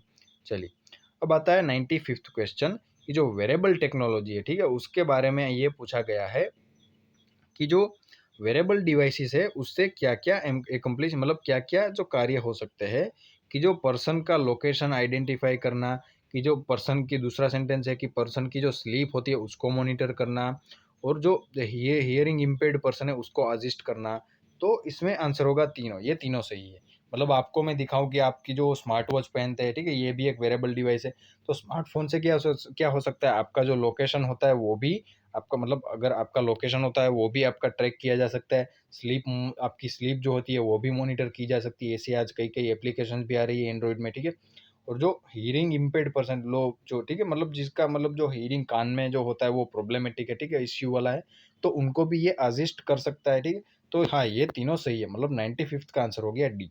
चलिए, अब आता है 96th क्वेश्चन कि जो आरएनए इंटरफेरेंस टेक्नोलॉजी है, ठीक है, उसके बारे में पूछा गया है कि ये जो RNAi technology, RNA interference technology है, वो पॉपुलर लास्ट ईयर्स में पॉपुलर हुई है, इसका कारण क्या है। तो इसके कारण दिए गए हैं। पहला कारण है कि इसका यूज़ किया जाता है किसको डेवलप करने के लिए, कि जीन साइलेंसिंग थेरापीज होती है उसको डेवलप करने के लिए यूज़ किया जाता है। दूसरा कारण है कि जो ट्रीटमेंट ऑफ कैंसर होती है उसके लिए जो थेरापीज होती है उसको डेवलप करने के लिए ये यूज़ किया जा सकता है, ठीक है। और तीसरा है कि जो हार्मोन रिप्लेसमेंट थेरापीज होती है उसको डेवलप करने के लिए ये यूज़ किया जा सकता है, ठीक है।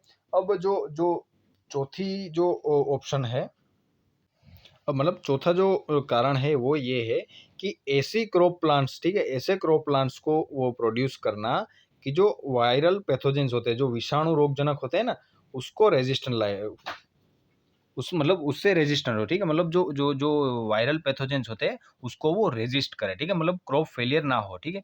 ऐसे क्रॉप्स को प्रोड्यूस करने के लिए भी इसका यूज किया जा सकता है। तो चलिए, आपको बताना है कि आंसर कौन सा सही है। तो 96 में सही आंसर होगा ए। मतलब इस ये जो आरएनएआई टेक्नोलॉजी है वो हार्मोन रिप्लेसमेंट थेरापी को डेवलप करने के लिए यूज नहीं की जा सकती। बाकी सब जो कारण है वो सही है। अब आता है 97th क्वेश्चन। अब 97th क्वेश्चन में क्या कहा गया है कि जो साइंटिस्ट ने ऑब्जर्व किया था कि जो ब्लैक होल्स थे, ठीक है, दो ब्लैक होल जो ब्लैक होल्स थे बड़े बड़े, उनका मर्जर हुआ, मतलब वो एक दूसरे में मर्ज हो गए, एक दूसरे में मिल गए। वो मतलब जो इंडिया जो हमारी अर्थ है, हमारी पृथ्वी से बिलियंस ऑफ लाइट ईयर दूर ऐसा हुआ था, ऐसी घटना। तो इस ये जो ऑब्जर्वेशन किया, इसका मतलब महत्व क्या है इस ऑब्जर्वेशन का, तो ये आपको बताना है। तो इसके ऑप्शंस दिए गए हैं कि जो इसमें से हिग्स बोसोन पार्टिकल्स थे वो डिटेक्ट किए गए थे, जो ग्रेविटेशनल वेव्स थे वो डिटेक्ट किए गए थे, ठीक है। और जो इंटरगैलेक्टिक जो स्पेस ट्रैवल होती है वॉर्म होल के थ्रू, उसकी पॉसिबिलिटी को कंफर्म किया गया था। और सिंगुलरिटी का जो कंसेप्ट था उसको समझने में साइंटिस्ट को मदद मिली। तो इसका सही आंसर होगा 97 का 97 का बी, ग्रेविटेशनल वेव। आपने पढ़ा भी होगा, वो ग्रेविटेशनल वेव करंट अफेयर्स में भी रहते थे, ठीक है। अब आता है 98th क्वेश्चन कि जो मल्टी ड्रग रेजिस्टेंट होता है, माइक्रोबियल पैथोजेंस जो होते हैं, ठीक है, जो रोगजनक विषाणु होते हैं, उसमें जो मल्टी ड्रग रेजिस्टेंस पाया जाता है, ठीक है, उसका कारण क्या होता है, मतलब जो उसमें मतलब जो वो जो दवाइयाँ होती है, ठीक है, उसके सामने वो रेजिस्ट कर देते हैं, ठीक है, मतलब जो दवाइयाँ होती है वो माइक्रोबियल पैथोजेंस को मार नहीं सकती है, ऐसा एक रेजिस्टेंस आ जाता है ये पैथोजेंस में, मतलब जो विषाणुजनक होते हैं, ठीक है, इसमें एक ऐसा रेजिस्टेंस आ जाता है। वो इस ऐसा क्यों होता है उसके बारे में आपको बताना है कि तो इसमें पहला सेंटेंस है कि जो जेनेटिक प्रीडिस्पोजिशन हम बोलते हैं जो पीपल का, कि मतलब जो भी जो जो आनुवंशिक पूर्ववृत्ति हम बोलते हैं, ठीक है, अब लोगों की, उसका प्रेजेंस होना लोगों में। दूसरा कि जो एंटीबायोटिक्स का हम यूज करते हैं, ठीक है, जैसे कि बुखार हो गया तो हमने घर में ही कोई दवा ले ली, ठीक है, एंटीबायोटिक ले ली, ठीक है, तो मतलब ये डिसीज को क्योर करने के लिए ऐसे ही हम इनकरेक्ट डोजेस लेते रहते हैं, ठीक है, घर में भी कभी भी, ठीक है, मतलब जो शॉप पे जाके हम कह दें कि हमें बुखार आया, बुखार की गोली दे दो, इस तरह से हम एंटीबायोटिक का यूज करते हैं। तीसरा आता है जो एंटीबायोटिक्स का यूज होता है, किसके लाइव स्टॉक का फार्मिंग किया जाता है, ठीक है, उसमें भी एंटीबायोटिक्स का यूज करना, ये भी एक रीजन दिखाया गया है। और जो जो मल्टीपल मतलब कई क्रोनिक डिसीज होते हैं एक ही व्यक्ति में, मतलब ऐसे लोग होते हैं जिसमें मल्टीपल क्रोनिक डिसीजेस पाए जाते हैं, ये भी एक कारण बताया गया है। तो इसमें से कौन से कारण सही है ये आपको बताना है। तो ये जो 98th क्वेश्चन है उसमें उसमें सही आंसर होगा 2, 3 और 4। पहला गलत है, ये जो पहला है, ठीक है, जो जेनेटिक प्री डिस्पोजिशन है वो सही नहीं है मल्टी ड्रग रेजिस्टेंस के लिए, तो दूसरा जो है वो सही है। और जो तीसरा है और चौथा आंसर है, जो चौथा रीजन है वो भी सही है, तो इसका मतलब जो 98th का आंसर हो गया डी। चलिए अब आता है 99th जो क्वेश्चन है वो जो Cas9 प्रोटीन है, CAS9 प्रोटीन है जो न्यूज में आ रहा है, ठीक है, मतलब ये पुराना करंट अफेयर का ये क्वेश्चन है जो 2019 का हम पेपर देख रहे हैं। तो ये किसके बारे में, जो CAS9 जो प्रोटीन है वो किसके बारे में मेंशन किया गया, वो मतलब उसका एक रेफरेंस क्या है न्यूज़ में, इसके बारे में हम बता रहे हैं। तो 99 ए का जो 99 का सही आंसर होगा वो ए होगा। तो इसमें मतलब ऑप्शन कौन से दिए गए थे, मोलिकुलर रिसोर्स जो है वो यूज़ किया जाता है जो जीन एडिटिंग में, ठीक है, जो जीन एडिट किया जाता है, ठीक है, मतलब जो भी जीन्स होते हैं उसको एडिट करने के लिए क्या करना पड़ता है, अगर आप भी कोई भी सॉन्ग हो, वीडियो हो, उसको एडिट करने के लिए क्या करते हो, कट कॉपी पेस्ट सब करते हो, ठीक है, तो एक तरह का ये भी एक जो सीजर्स होते हैं, ठीक है, ठीक है, ये एक मोलिकुलर सीजर होता है जिससे वो जीन्स होते हैं उसको एडिट किया जा सकता है, ये जो प्रोटीन है। चलिए, और दूसरा है जो बायोसेंसर होता है, ठीक है, मतलब एक बायोसेंसर होते हैं कि जो पैथोजेंस होते हैं उसको डिटेक्ट करने के लिए पेशेंट्स में यूज़ किए जाते हैं। तीसरा है कि जो पेस्ट रेजिस्टेंस प्लांट्स होते हैं उनको जो जो उसके जीन को बनाने के लिए।